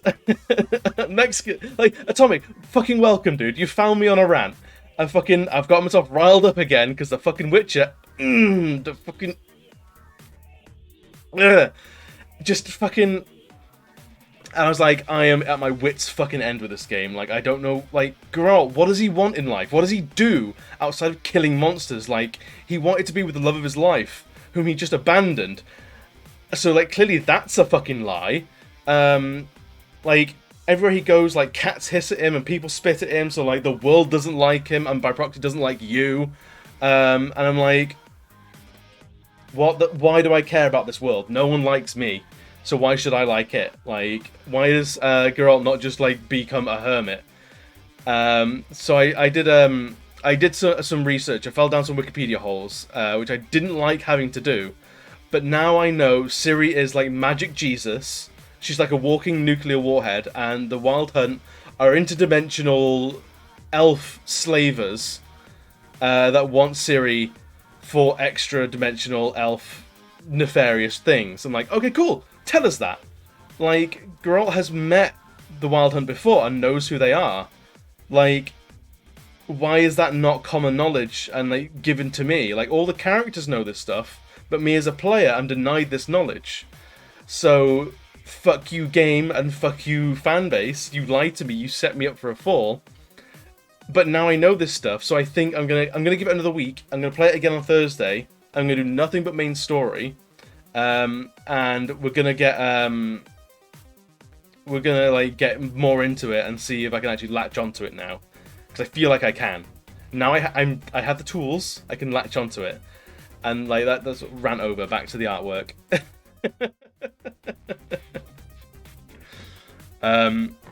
I actually played some of the first two games. Okay, so not slavers, really just assholes. They're an urban legend. He knows of them, but it's not encountered them. See, I've read that he's actually encountered them before in previous games. The thing is, they try to do what a lot of the games do by acting as if the character knows stuff the player doesn't know, but they don't do it in the right way. Yeah. Okay, I thought like you'd had direct contact with them, but I don't know, man. Like, at this point, like, as long as I know what the fucking Wild Hunt is, I'm happy. Like, I know what's happening a little bit better now than I did before. So, it is what it is. I will bury my problems with it for one more session, and if I still am not finding it approachable, then it's done. I'm done with it. Like, you should be presenting the information in a way that the character knows about it, i.e. them talking to NPCs about it, and that's how the player learns the interactions. Absolutely, spot on. The Witcher 2 is honestly the only previous game that you need to play. And see, people are all, like... So, Atomic, it turns out people like you do exist. There are people out there who will encourage me to play the previous games, but that you only speak up now that I'm frustrated. I've been looking at The Witcher for years, like since it came out as a thing I should get into, but I haven't felt like I've either had the space, the time, or the energy to get into it. and I've heard no one talk about it at all. Also, we're like 2 hours into the stream, and Atomic, you're first. I heard the ding. I see it. I remember it. Everyone else is slacking. Yeah, it's like instead they just have things mentioned instead of like going, yes, I know about this, so let's discuss it. He goes, yes, I know, goodbye. Yeah, he's too stoic and too silent a protagonist. Like, I was like, fuck off. Like, give me the information. And Atomic is never late, nor is he early. He arrives precisely when he wants to, or when he means to, or when he remembers to. I don't know. It's impossible to be late to one of my streams. You get here when you get here. You have your fun. We have some laughs. We have some goofs and gaffs. And that's it. Jobs are good. Them's the only rules. So yeah. So that's the me and The Witcher.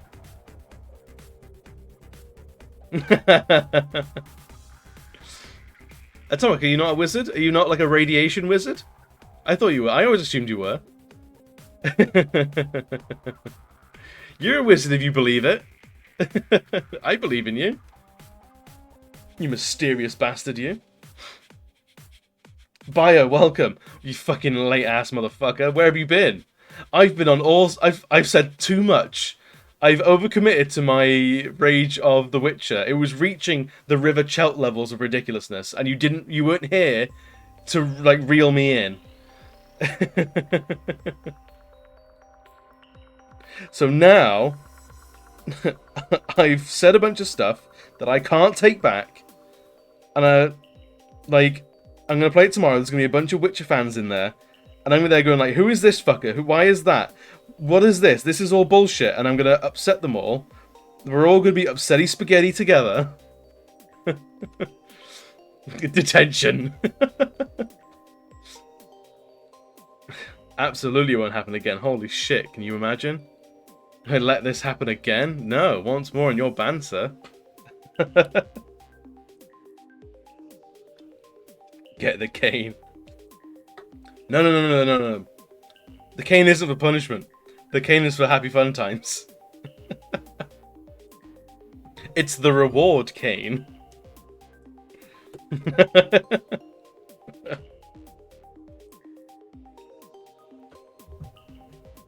My uncle's pet carry, Uncle Giraffe had a cough, so we had to take it off.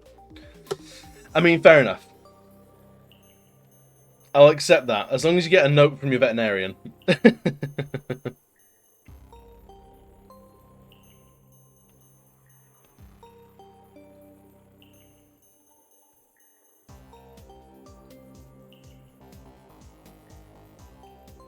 This line was going all shades of nowhere.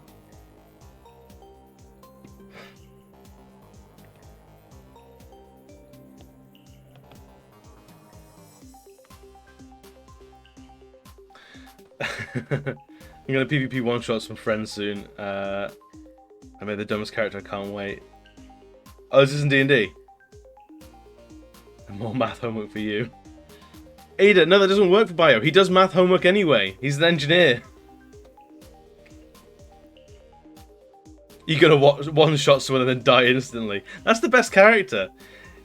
Like, you make the biggest entrance, and you fucking die immediately. That's all you want.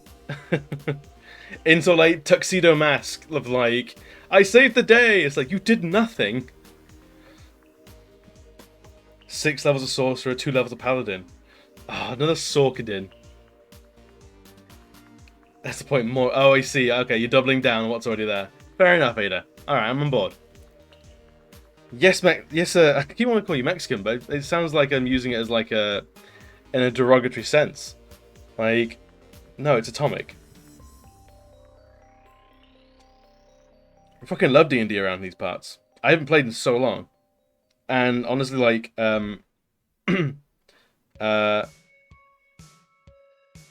online D&D, like, just really is a struggle for me.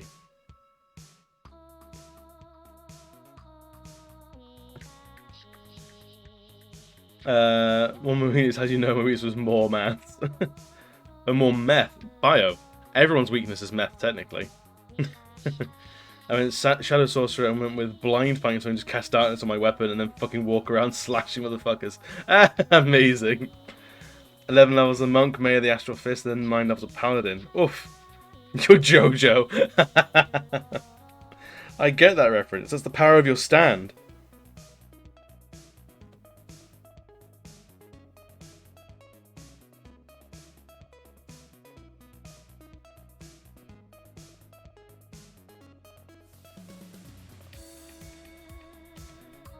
I don't know what I'd make. Like, what would be my next D&D character? I've not played in so long. Like, I used to be playing a Dragonborn Paladin, because honestly, the tropes are good. Like, tropes are great. But it turns out, like, I was just playing my dad. It sounds like I've got a complex. But no, I was legitimately just playing my dad.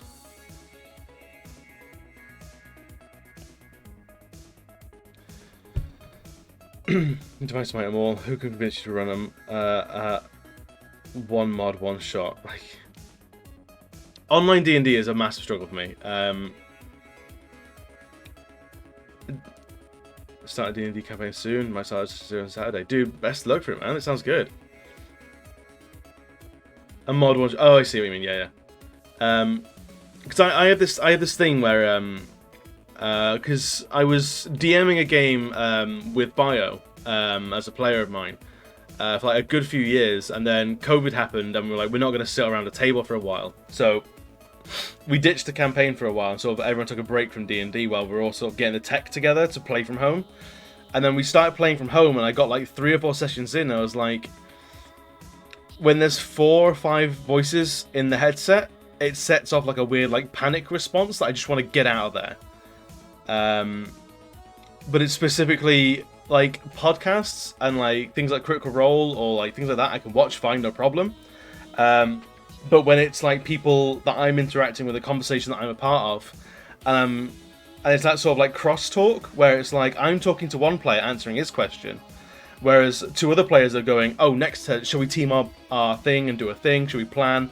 Oh, do you have that thing in your backpack, or is it in my backpack? Things like that. When that's happening, like, it's sort of like, it's sort, there's a thing in my brain that just goes like, you gotta fucking run. You gotta get out of this situation right now. It's not like a fear response. It's just like a, you know, when like you're in a shop and it's too busy, it's like you need to leave. You cannot breathe here, and it sort of triggers all that. So it's like, it just does. It's not gonna work for me, unfortunately. It's a huge fucking like handicap for playing D&D nowadays. Like, it's basically, it's over a table or it's nothing at this point.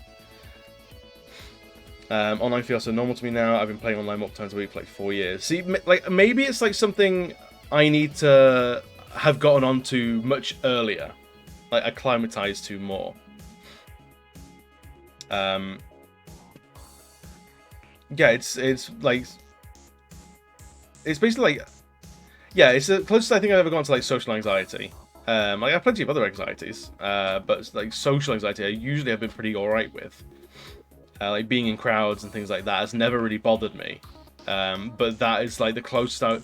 The people that have described having social anxiety and not liking crowds and things like that, that's the closest I've ever felt to how they've described it. The reason I got into playing online was because no one in my area played IRL. Fair. I mean, the only reason I got into D&D was because all my friends at the time were based around a comic book shop. So when D&D 5th edition came out, everyone was playing D&D, so I got into it as well. But it was all in person. So, yeah, like, maybe it's something I need to try as like a player for a while. So if needs be, I can zone out a tiny amount. Just because, like, I think maybe being as like the DM and like trying to pay attention to everyone and everyone's coming through the same volume, it was too much. So I think possibly being a player and actually having the ability to tune out if other people are talking and I'm not directly in that conversation would help me. Potentially, I don't know.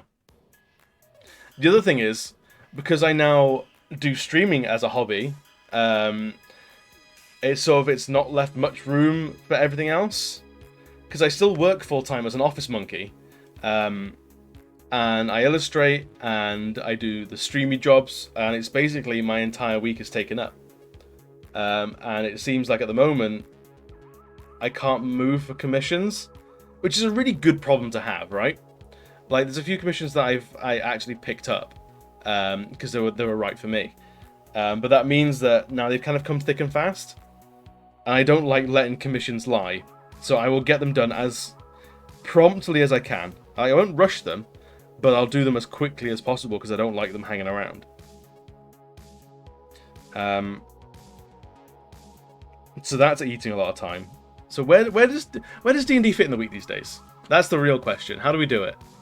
And I want to pick up fucking Final Fantasy XIV, an MMO of all goddamn things.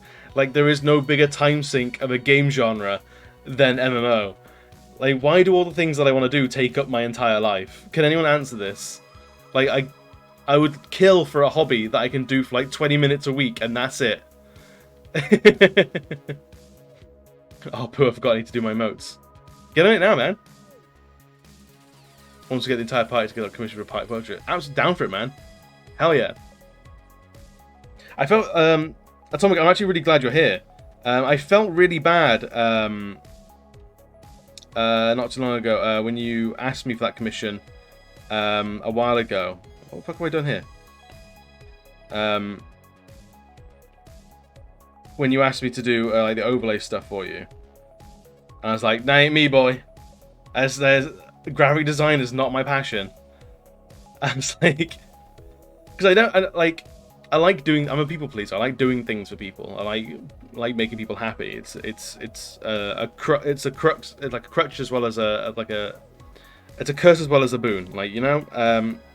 You're like, oh, but like, dude, I would love you to do my do my stuff. I was like, honestly, first off, thank you for thinking of me. That's a fucking honor. I love that you came to me. But second up, that's not my jam. It's not what I do.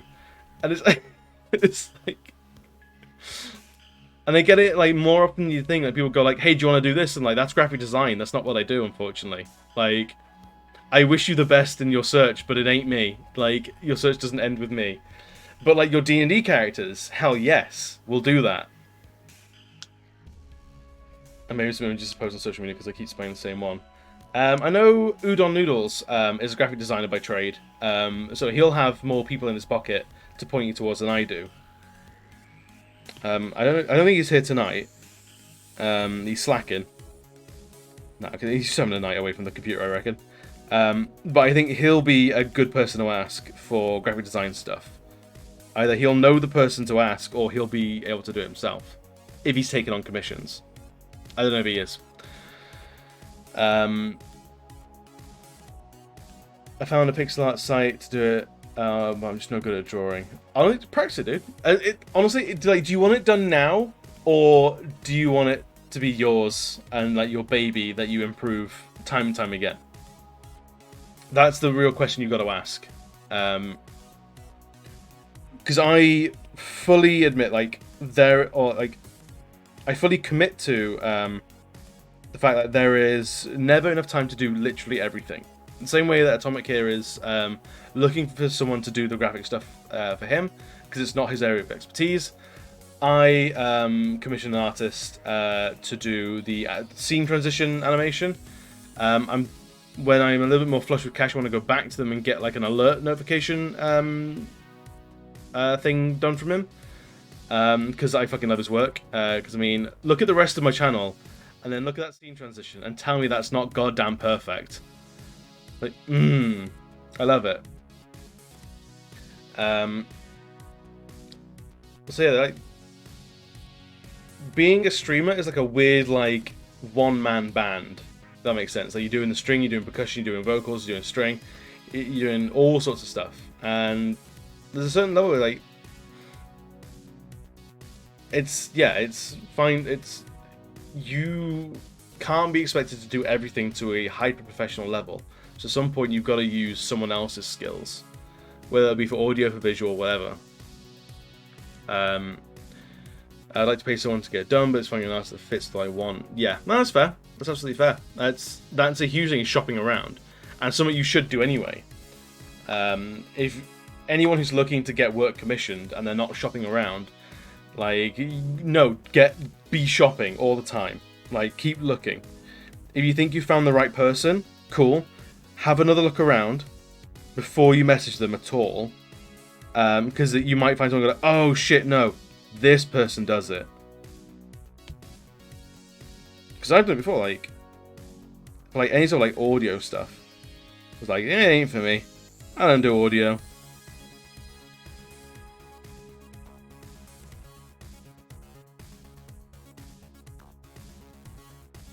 I've been thinking about opening up like emotes and channel bits, like channel badges and stuff like that as smaller commission points, just to get like a few more in the door. You know what I mean? But again, it's like, do I want to invite that as like a time sink? Because at the moment, like my like regular wheelhouse for commissions is like this kind of stuff, like full A4 character, all fucking like all singing, all dancing, full on character piece, and they're big commissions, they're chunky. So little ones to fill the gaps. Like, give me like smaller chunks of money, like pocket change every now and again would be good fun, or useful to have at the very least. Google pixel art emotes for Twitch and Udon's Chocobo was there straight away. That guy gets it, man. Like, his branding is like, his channel is on point. He's so good at it. He helped me a lot with setting up the Discord, actually. So I can never thank him enough for that. But he's someone that I want to sit down with, like, every now and again, just go like, all right, gaps in my knowledge. Let's find this stuff and iron it out, because I know he's just a wealth of knowledge. Is that boy? And I feel like I can utilize him. I know him well enough that we can just chat and chill. I need to mine his brain for resources. In no uncertain terms. I need to learn everything that he's learned. Yeah, I don't know if it's like he's spent the time learning, or he just he's one of those people that just gets it.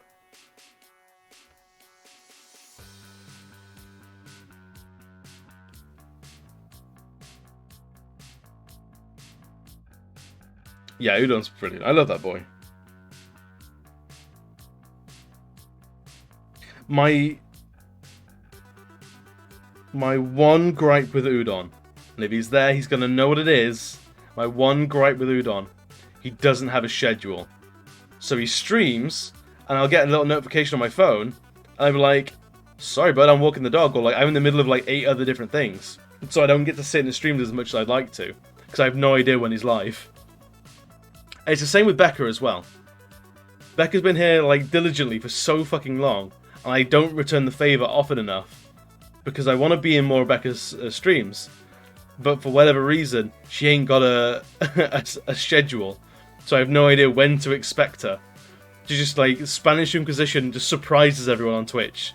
Like, surprise, she's doing shit, and like, I'm not at my computer. I'm in the desert. I'm on some other, like, non-electrical adventure, so I can't pitch in. So guys, if you're listening, if you're there, get a schedule. Do it. Help me out.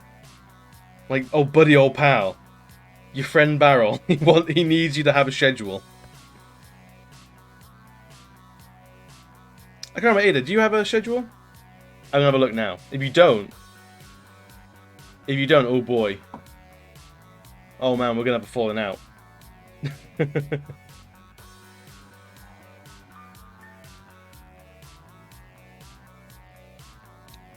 Yeah, you got a schedule. Oh, no, is this this is today. You don't have a schedule. You son of a bitch. How dare you? Get a schedule, man. Wait, do you? You do? I was on it just then. Nothing was coming up. Or is the format just screwed? So Monday, so it's got your previous streams. And then next week you've got nothing scheduled.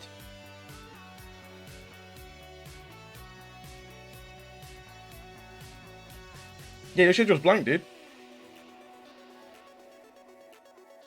It's in there, but it's not on the Twitch thing. What does that mean? What do you mean it's in there? Literally going to your channel page and clicking over to the schedule tab. So you got home, about, and schedule. I'm on schedule. And I can see, like, this week's stuff, like, historically what you've done.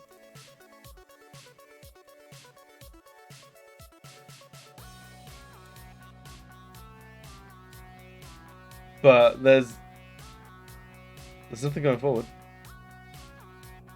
Oh, snap. Did you not hit save on your schedule? I got one super easy. Let's have a look at bio. So look, have you've got a schedule? I feel like bio, you're the kind of person that likes structure in your life so much that a schedule for you is like the first thing you did. Yeah.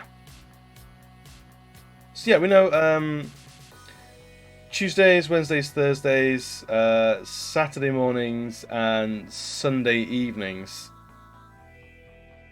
are when you stream.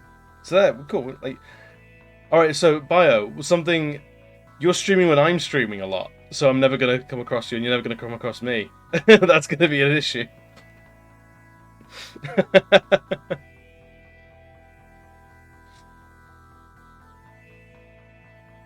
No. I figured that whole crap I wrote it down in my about. I have a command for it. Oh, it's in your about. Oh, okay.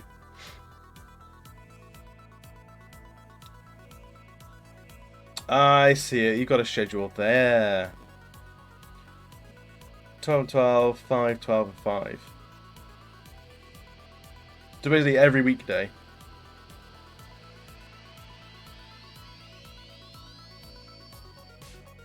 Fair. Alright. Partial forgiveness, because it's there. True, I'm changing up soon with Monday evenings free now. Ah, fair enough. I was thinking, like, of, changing up my schedule as well. I was saying it a little bit earlier, but, like, I don't know if I'm playing too many games on stream. I'm sort of... People aren't latching onto the channel as much as I'd like, because someone jumps in and finds me playing The Witcher, and then they see I'm live again, and I'm playing Darkest Dungeon, and they're like, well, that's not what I came here for, so I'm kind of out.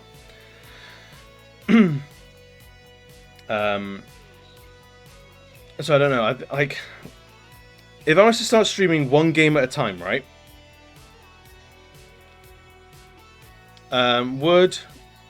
What's the like, sort of consensus opinion of like going on different days? So like say for example the schedule as it is. Actually, if I can, am I on this? I was gonna have to fucking log it. No. Twitch chat, were you there? No. Fine. Look at my schedule by yourself. Like my Thursday, Saturday, and Sunday slots are where I play video games. Tuesday being artwork. If I was to play something like The Witcher, a very story-based game, or like Skyrim or Fallout or something else story-based, Thursday evening, Saturday afternoon, and then Sunday evening, would people pay attention to all three of those times, being that they jump around sort of like the clock a bunch? Whereas if I kept Tuesday, Thursday, Sunday, which are all 7 till 10 as video games, and then Saturday being the odd time out, being artwork, I wonder like how that would affect how people tune in and stay tuned in and keep attending stream after stream. I'm gonna do Monday, Wednesday, Friday sort of thing. I can see people see me play Terraria or Dead Space and then get confused when they see me doing study stream. Yeah, I think doing like a couple of things is fine, like artwork and then well, yours mostly suit me, so I'm biased. Fair. Honestly, I think the days I stream, I think, are probably pretty glued. It's more like, what do I do in each stream, you know? That's the main thing I'm sort of like umming and ahhing about.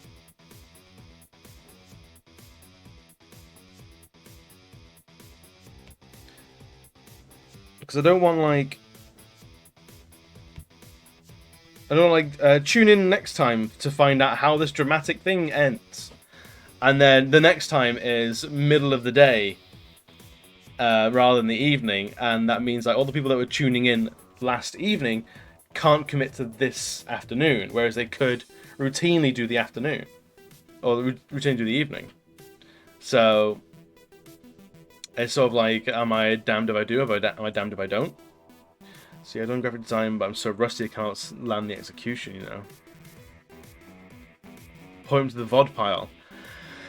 No one watches VODs. Like, also known as VOD goblins. I like that. I like VOD goblins. Honestly, like, it's so rare I find anyone actually watching VODs. Like, I only really have the VODs saved so I can actually upload stuff to YouTube as like a big sort of archive, and so my channel doesn't look empty. Because I've seen some people where it's like, I'm a streamer, I'm like, cool, what do you do? And it's like, well, here's my channel. I go, cool, you don't save your VODs, it's empty, I can't see you, I don't know what you do, what are you about? I can't tab through a stream to get a sense of what you're like as a streamer. I then have to wait around to see if I can catch you live. And honestly, that's never going to happen. So, sorry, I'm never going to see you as a streamer. I'm never going to get into your content because I can't see you at sort of like my schedule to then learn what your schedule is. So I have VODs up there, but I don't care for them at all. It's purely so my channel looks lived in and it looks active. It's purely what it is. So if like my VODs get muted and stuff like that, I don't give a shit. I do have a YouTube that's full of literally every stream I've ever done, and I think it has like 4 subscribers. It's just why are you there? It's a dumping ground because I want to edit something together later.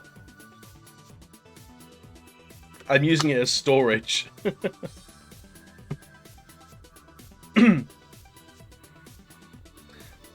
Mine's the same. Yeah, right. It's just here's my shelf of streams. So yeah, I'm always thinking about like how can I fine tune? Like you say, I put 0, no editing. Like video editing is not my jam. I want to make a channel trailer, but that's gonna include me learning a bunch of stuff, and like. Atomic, you've got to brush up the skills, I think, man. I think you got it. You got it in you. You can do it. I believe. You're a competent bastard, man.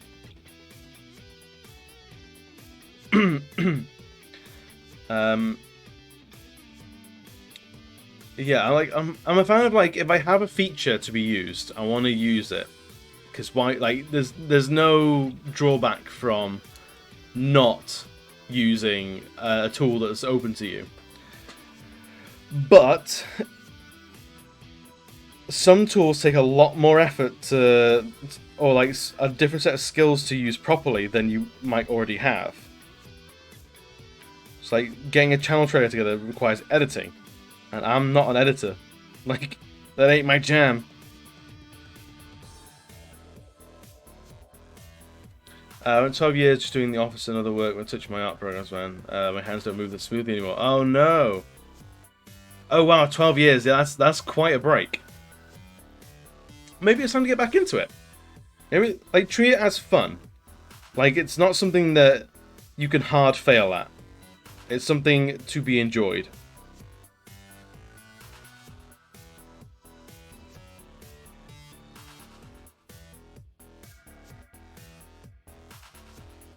And just polish up them skills. I believe you got it in you.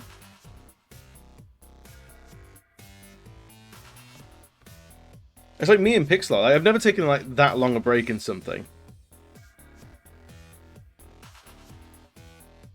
Actually, no. I've probably not played the drums in like 12 years, at the very least. By this point, it's probably been about 10 years since I played the drums properly. Me and my partner had an electric kit briefly, and I had to play around on them, and I was rusty. Getting all four limbs moving together in conjunction again, I can barely walk, let alone hold a beat, and I smash 4 different things with each limb. So like, like the whole phrase, like it's like riding a bike, like this fucking bullshit. Whoever said that, they're the same people that said you don't have to play The Witcher 2. The same fucking assholes. I don't have much free time. I'm committing to writing these comics. Oh, fair enough. Wait, what comics you writing? You writing comics, boy? Atomic. I'm learning so much about you. Dish, dish, dish. I had no idea you were such like a geeky creative. All streamers are creative. It's a creative endeavor, but I didn't know you were like more traditionally creative like that. Oh, you're working with Rat on a couple of things. Oh, cool. I'll have to keep an eye out when more details start to surface. Excellent. I like Rat. He's a good egg. I hope his return to streaming. I can't remember if that's happened or is on the way. I hope it goes well. One is tied into XCOM playthrough, but the other is actually a manga I've been thinking for years. Oh, tight. Ah, cool. Well, be sure to shout about it from the rooftops. Because if I don't pay attention immediately, I need to be caught up with it pretty fast.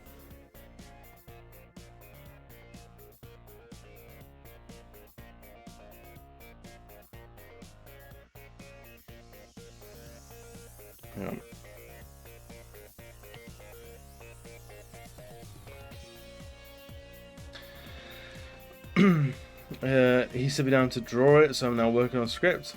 Perfect. That sounds like a riot.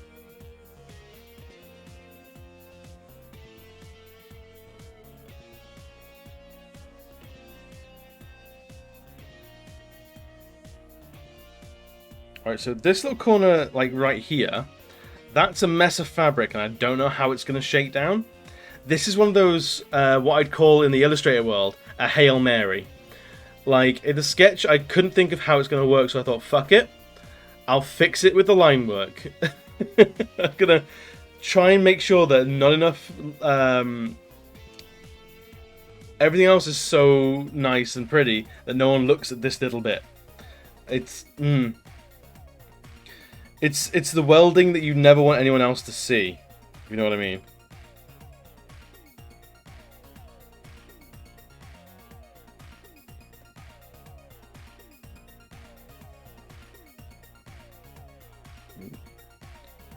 There's that there. There's 2 revisions of 5 are pretty good for remotes. It depends. I mean, like, revisions, like... I don't know, I've not really looked at Fiverr in terms of, like, commission work. And people can be really fucking weird about things. So I guess, like... I've never really seen anyone make a limit on revisions. Like, generally, like... You work on it until the client is happy. Or until you think the client is taking the piss. Because limiting revisions like that is very much like... They could hand you shit, and you go, no. And then they hand you back, like, polished shit, and you go, still no. And then they're like, well, I said 2 revisions, so that's all I'm doing. Goodbye. That feels weird to me. Like, but then I've never done Fiverr for anything, so. Like, so it's not like you've gone stumped me. I suppose, like, if their work is good, consistent, and they've got a lot of it to show for themselves, then fair enough. Yeah, if you think they can probably nail it in like 1 to 2 revisions, then great. But if you're not entirely convinced that they can, you know you're going to be using a couple of revisions. And I will say, it's gonna a little bit depend on your brief, what you give to them, how well they nail it. Because I've had commissions before where they gone like, oh, I want a human warlock. And I go, all right, cool. Give me as many details as possible. Let me get this completely right. And I go, cool. They wear robes. They've got spiky hair. They use a staff that's got a bird on it. And I go, awesome, cool. I go for it. I go for the sketch. And then they go, oh, by the way, he's got no eyes. I'm like, that was something I should have known beforehand. Okay, we'll go back, and now he's got no eyes, and I'll go, okay, by the way, how's he look now? He goes, oh, by the way, he's actually a half-elf, so he's got pointy ears? I'm like, tell me up front. And then it becomes a whole back and forth as I'm like, just dragging details out of them. So if you give them a good, solid brief, and you know their work is good, chances are you won't need those revisions. So do it, like, if you're working on that sort of limit, I'd say give them all the detail in the world to make sure that you don't need to use those revisions. In the same way that we never use power cores in Fallout because we know they're limited. So we hoard them. We don't use them ever. Because we know there's a finite number out there. You know? Like, never use the health potions, because what if you need them later on? Hey, Gaunt, how's it going, man? Welcome, welcome. If you're just joining us, then here is what we're drawing. Is our fun little Noodlemancer.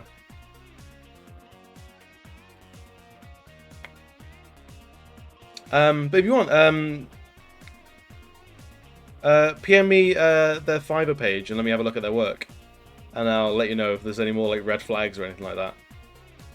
But Gaunter, how's your day going? Or evening, rather. I don't know what time it is with you. Your morning, maybe. Who knows?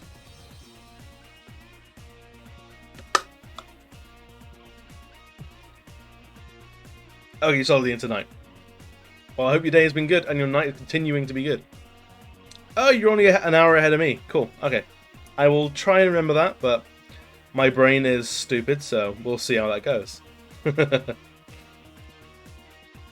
Oh, you're sick. Oh, no, dude, that sucks.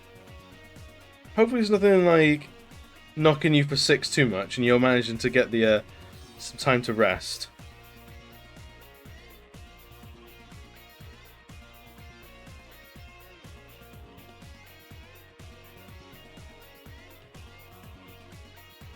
Yeah, hopefully it's something you can shake off pretty quick.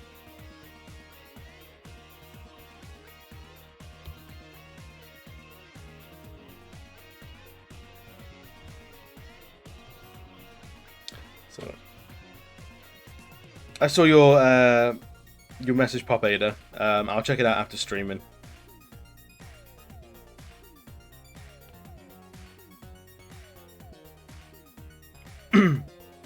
Yeah, so I know a few people that use Fiverr, and they've had like real mixed experiences. So it's like there's sometimes where I don't know how reputable the site is, and it's like it's independent people as well. What does flipping the canvas do? So literally, I take the canvas is what I'm drawing on, and I flip it horizontally, so everything left becomes right, everything right becomes left. So you just mess with me a little bit. And there's a secret reason why as well. It's a drawing thing, and it's a good way of checking your anatomy, is flip it. Something you can only really do with digital artwork. It's something that's much more difficult with traditional, like pen and paper or like on a wall sort of artwork. Is flip your image and see if the anatomy still looks good. Alright, we're going to see it. Let's go see what the canvas looks like when it's flipped.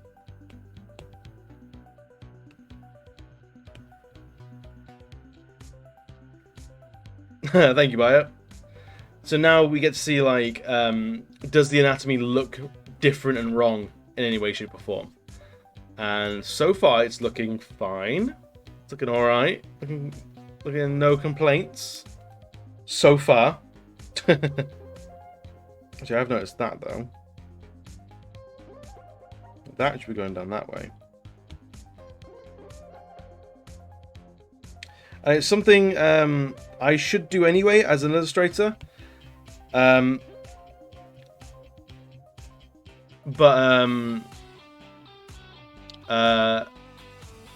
something that you guys could do at home to sort of fuck with me, but also something I should be doing anyway. Have you found a secret tunnel? I fucking love that soundbite and that entire episode. This look a little worse, but maybe it's just my imagination. Yeah, it's definitely weird. The bulge definitely got bigger on the flip there. The bulge? What bulge are we talking about? I haven't even... Oh, it's like a little groinal area. It's weird. You start to notice things in a different way. Go down a bit. Right down here. What is shoe?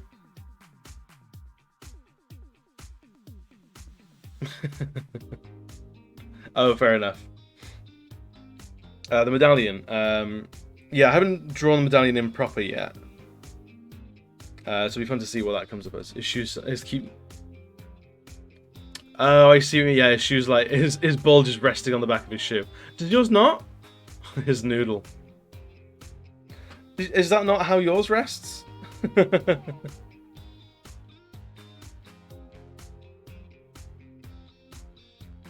Right, we have about 40 minutes before I have to off the fuck out of here. Let's actually do this area here.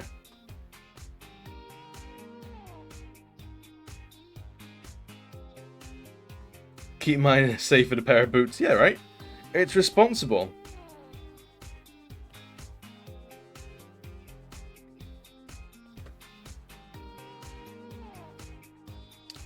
I think if we do this,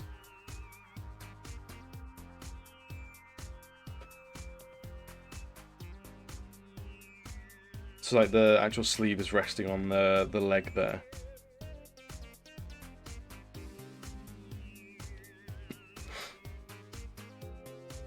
This is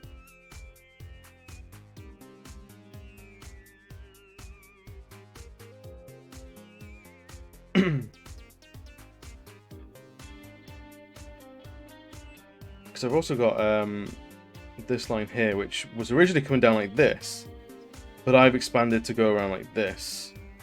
I don't know if I like this current line. Looking at it on the flip, I'm not sure I like that line anymore. It's weird and blocky and like too, like this is too angular.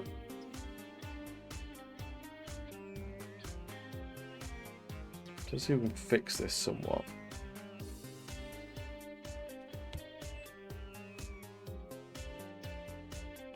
This was the first time like properly like drawing, like, you know, like, yeah, sort of like heavy like silks, like almost like kimono robe style material. What is this for? This is just so Soak of Soak the Noodles, Noodle Clan, all that sort of jazz, was putting together like just as many events as possible, it seems, and he asked me if I wanted to do like an art stream for the clan. And I was like, fucking yeah, dude. And I've like, when I first joined the Noodle Clan, like way back when, we joked about having a Noodlemancer. So this is just it's like an excuse to get this idea out of my brain and onto the page, so I have more space up here, because that's how that works. But also like it's sort of like in return, he sort of like points the clan my direction with like the event listings and stuff like that.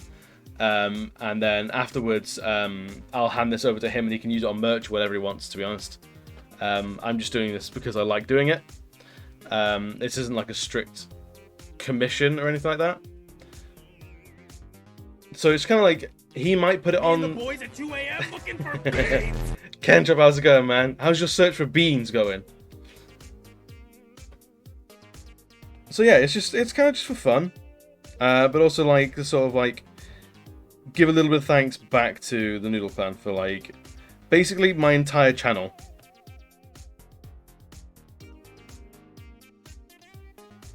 Because I wouldn't be nearly as competent,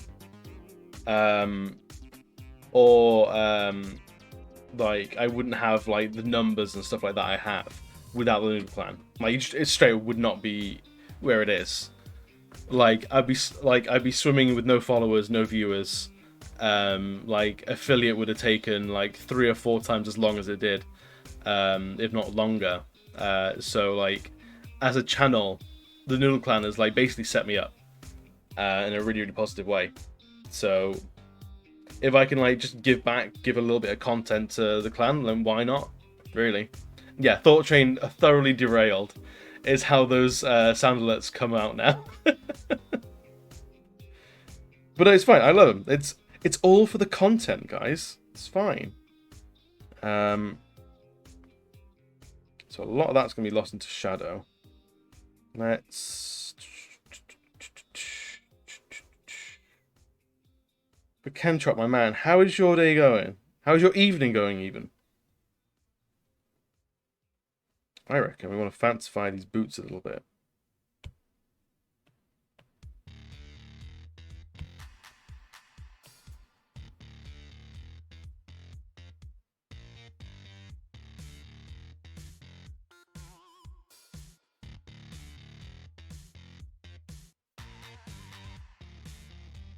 Just a little something. Good was planning on cooking, but it's far too hot, so been bouncing around streams just helping out where I can. Ah, thank you for thinking by. Well, thank you for thinking by. Thanks for thanking of me. Thanks for stopping by. So what did you do instead of cook? Did you just not eat?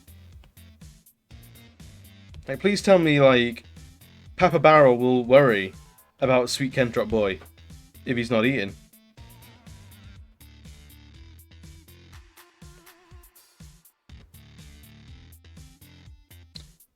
Let's actually leave that as it is.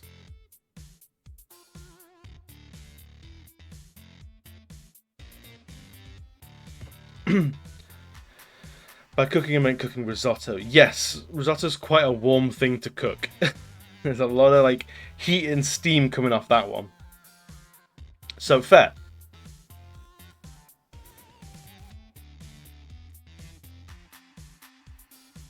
So you cook something much quicker with lower heat intensity.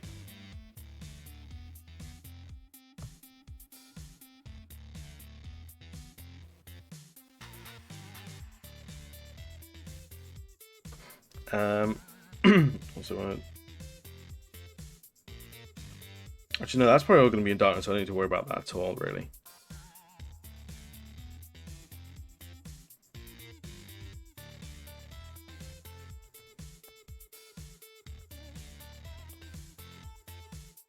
Temperature only really started to break in the last hour or so, so it's not too far to go to screw that. Yeah. I think you and me are both cold weather boys. Hot weather does not fucking agree with us in the slightest. It's a rough one.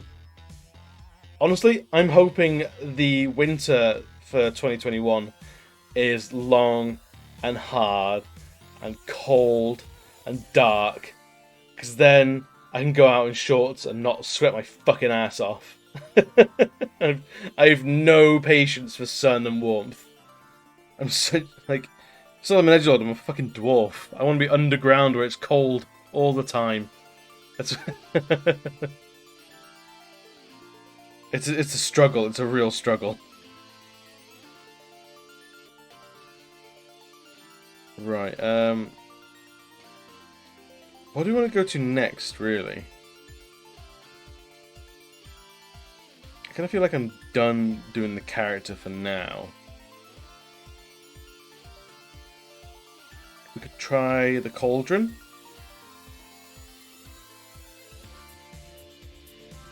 And there's me wearing a fleece jumper in the office today at 26-degree heat. I don't know how you do it, Bio. Honestly, how, like, holy crap.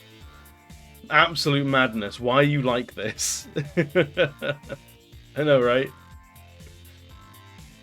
It's fine. If you want to absorb all the heat possible, come around here, absorb all the heat so I can live in the cold void you leave. Like, that is something I feel... that's an agreement we can come to. Like, is that not right?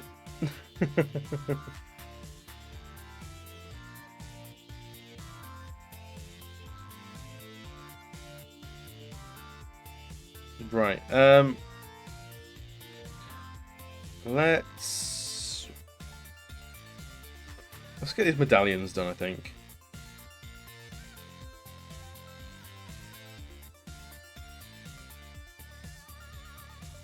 Big old circular thing.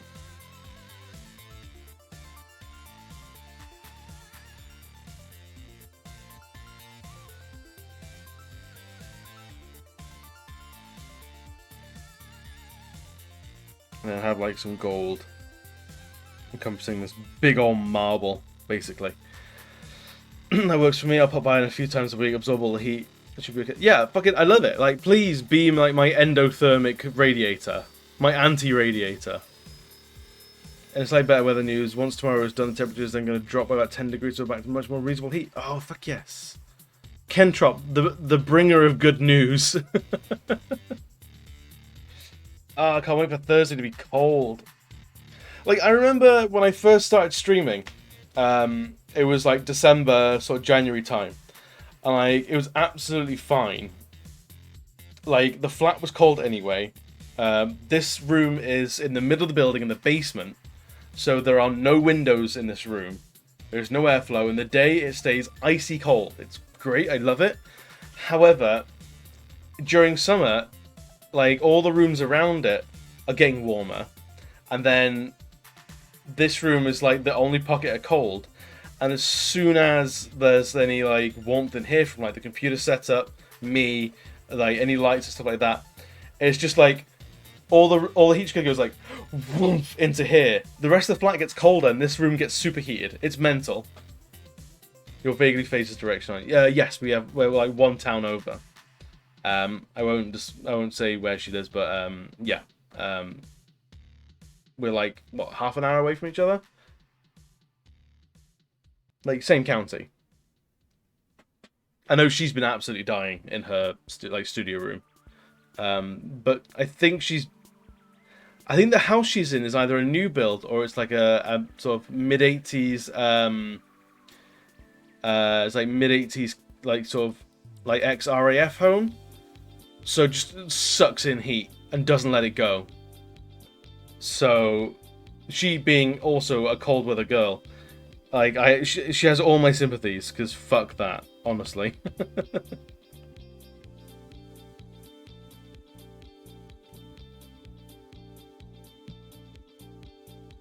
Something that as well.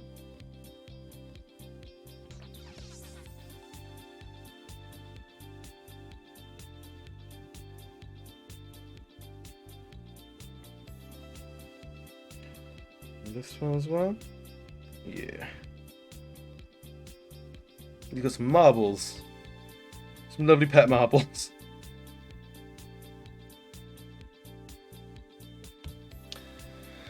Maybe I'm just as fuck. Our temperature's creeping down. Yours is just gonna plummet from 29 tomorrow to 22 and raining on Thursday. Oh, I love rain. Like, rain and storms are like the best, like, weather in the world. And you can fight me. Anyone who disagrees can fight me, honestly. I absolutely adore, like, rain, thunder, snow, all like the cold, bad weather. Like, sometimes I feel like a weather hipster. Like, I'm only happy if everyone else is unhappy with the weather. Maybe not a hipster, but like a contrarian. Like, I don't know if it's a problem or not.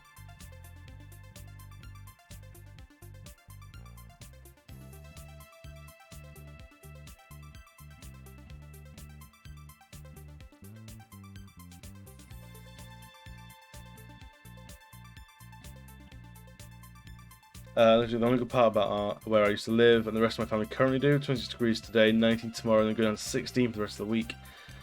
See, I think 20 degrees is like my tipping point for where I start to get uncomfortable. As soon as we're out the teens, I'm like, this is too much. This is too much. How can anyone live? How does anyone manage this at all? Like, I'm not even like subtle or sly about it. Like, this is intolerable. What an awful curse we've had. Someone fetch a priest, because clearly God is angry. I was looking at a coffee saying I liked rainy weather before it was cool. You should be fine. Oh no, I always set up in like the independent coffee shops with my typewriter, telling everyone how I don't wear socks, no matter what the shoe is, and then telling everyone I liked bad weather before it was cool. I'm 100% that guy. That's my ultimate form.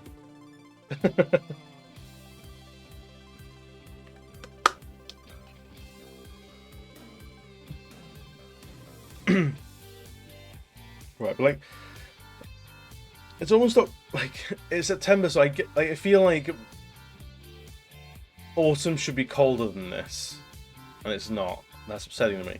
When you can put on a scarf and carry a tie around, yeah, you can imagine explosive hipster. Ah, explosive hipster, I love it. Or hipster barrel. It's like I need to like break off into like a dozen different Twitch channels and just have like different characters. Just different barrels. Like, I think it's gotta be done, right?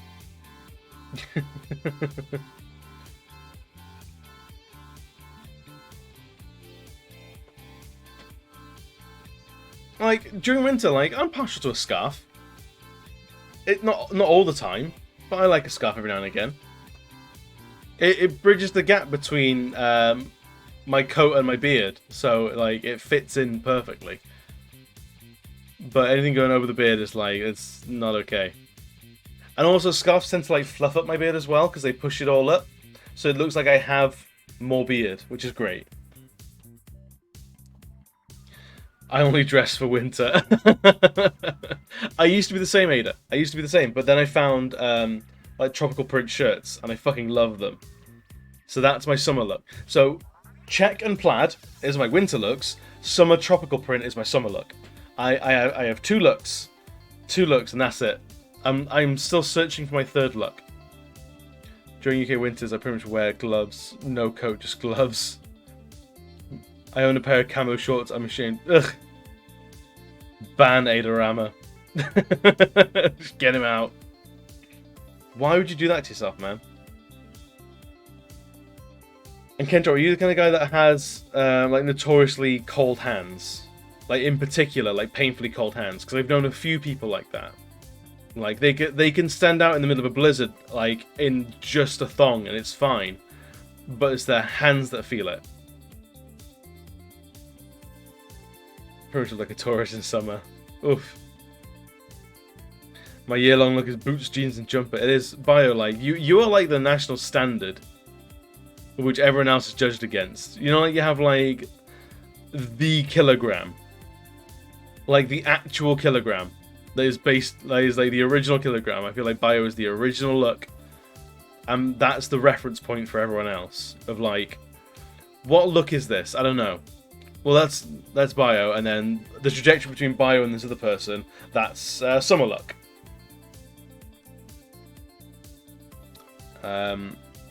Who's like a tourist? She's Ada's permanent tourist. My mum has Raynaud's. I've got a mildish version.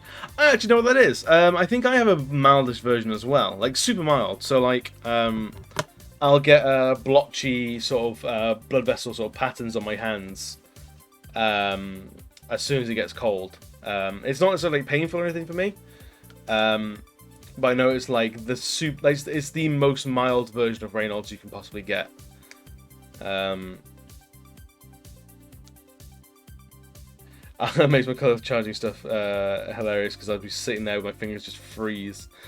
No, I think my hands and feet used to get like crazy cold. And then I used to have a thing where like, I don't know if this will show up on camera at all, but like, you know when you push your sort of finger in and then you let go and you can see it's white for a hot second and then it'll go back to normal. that used to take like legitimately a minute for that white mark to go. So if, like, push your thumb into your arm and you'll have a white sort of patch where like you push all the blood out, basically. I'd have that and it would be there for like a full minute before it got back to normal. And that's a problem. Having jam for blood is a problem. It's not good. My circulation was terrible. So I had deathly cold hands and feet. And the thing that fixed it for me, I'm not saying it's going to fix it for anyone else or anything like that, is the gym. I started going to the gym. And actually, it seems to have cleared a bunch of blockages in my arteries. So now my blood flow is a little bit faster. Like, it's still like, if I get a cut or something like that, it takes a good like minute or two for blood to appear. Like, I still have jam for blood, but at least it flows a bit better through my veins and arteries. It's less of a medical concern now. Skinny jeans for every occasion. I agree with skinny jeans for every occasion. 100%. Turning my fingers so it could take 5 to 10 minutes to recover for me. So yeah, you've got it worse than I do. Mum's fingers were literally not for 45 minutes. Jesus, that's harsh. I mean, free jam for life isn't a bad thing. I mean, it's human jam. It's, the legality on like bottling it, selling it, and like eating it is debatable. But I'd be tempted to get it there. Jam, not Jim, starts suggesting Callan's a jam. Human jam. Dude, I think that's like the best thing to like do in a world with vampires. Just start selling blood jam. Make an absolute fortune. Because you know they've got all that old world money where they've all got castles. You could like rinse them for so much. The forbidden jam. The police is telling me no, but my heart says yes. Actually, no, my heart doesn't say anything because it's still struggling with fucking jam. Absolutely forbidden. Das ist verboten.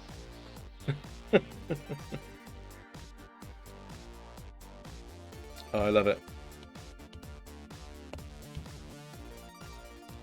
Right, let's get these. Hang on, I have an idea. Will this look shit? Yes, that will absolutely look shit.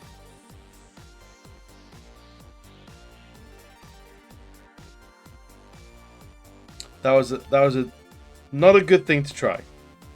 Right, let's.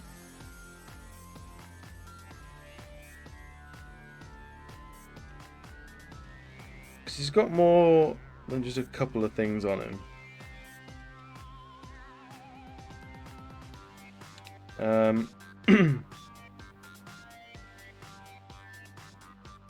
What I can do is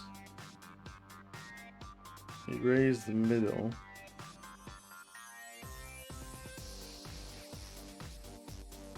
And this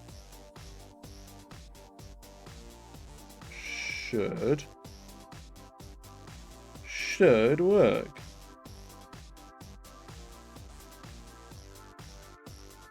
Hopefully. As long as I don't fuck everything up.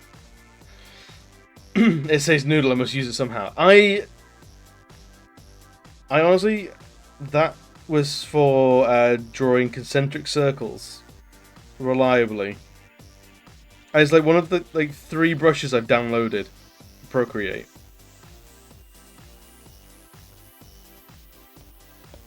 Give me a second and I'll show you exactly what it's about.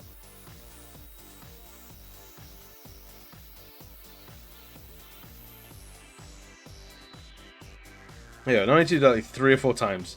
Let's do that. Play around with the noodle thing. So yeah, it draws 3 lines that are equidistant the entire time. That's been done for the night. Sorry I got quiet for a long time, but I hope you had a nice night so far. Enjoy this. Someone's gonna, no worries, dude. Like, lurkers are the backbone of Twitch. That is a known quantity. You're always welcome to talk as much or as little as you want. Thank you, man. I hope you're doing good, and I'll try and catch you again soon. You have a schedule up, don't you, buddy? Buddy old pal. When are you next live? When are you about?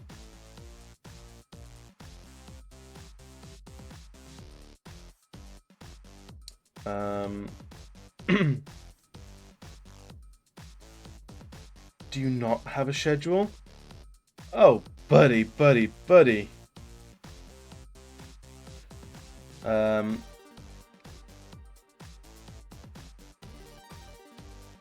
Smart brain during the day. I mean, you're usually on when I'm working, so it's a good it's a good opportunity for me to sort of just lurk about. And your streams are always a great fun of just like we're putting the world to rest, sort of thing. I used to have my life's too chaotic. Ah, fair enough. I think yeah, your job doesn't have like regular office hours, does it? I mean, it's a little bit all over the place. But anyway, dude, go chill, go sleep, go do whatever you want to do. I will see you very, very soon, I'm sure. Yeah, so the noodle brush was purely so I could do like these like multiple lines and not like crossover, and like it could actually work in a certain way. But also, if I do that, look at that! I have circles now, like multiple circles. I can do targets and stuff. Oh, oof! What that is the real worth of the noodle pen. And I think if I did this,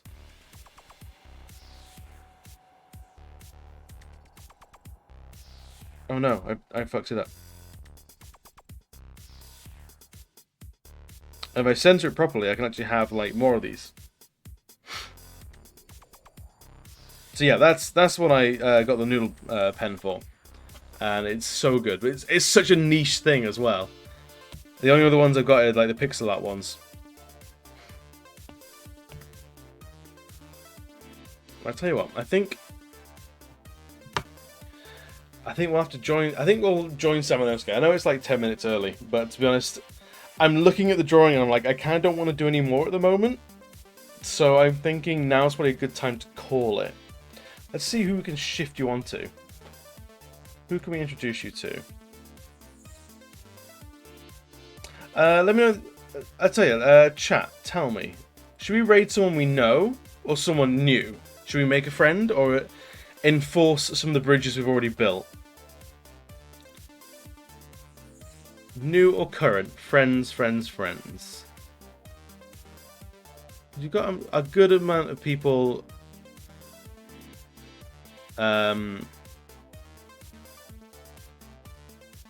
live at the moment. Enforce some of the bridges. Yeah, right? Build up some of those bridges. Like, earn some karma amongst our friends.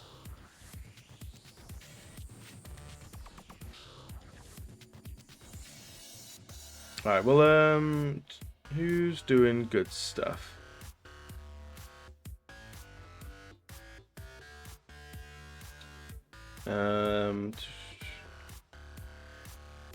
Reinforce clear to hot proper words.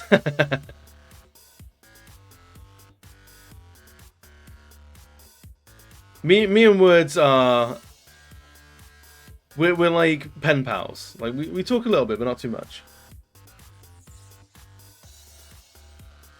All right, Grumpy, you're catching us just as we're heading out. So stick around for some raidage. We're gonna find a friend of ours who have we not checked in with in a while.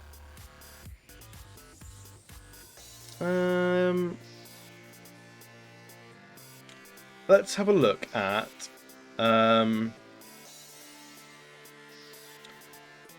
let's try Odom. We haven't checked in on Odom before, like in a while. He's a good egg. He's doing some artwork. A third stream that's happened to you today. Oh, dude, no way. It happens, man. It happens.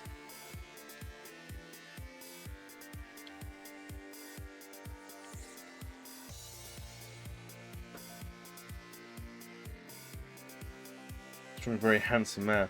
So Odom's another artist man.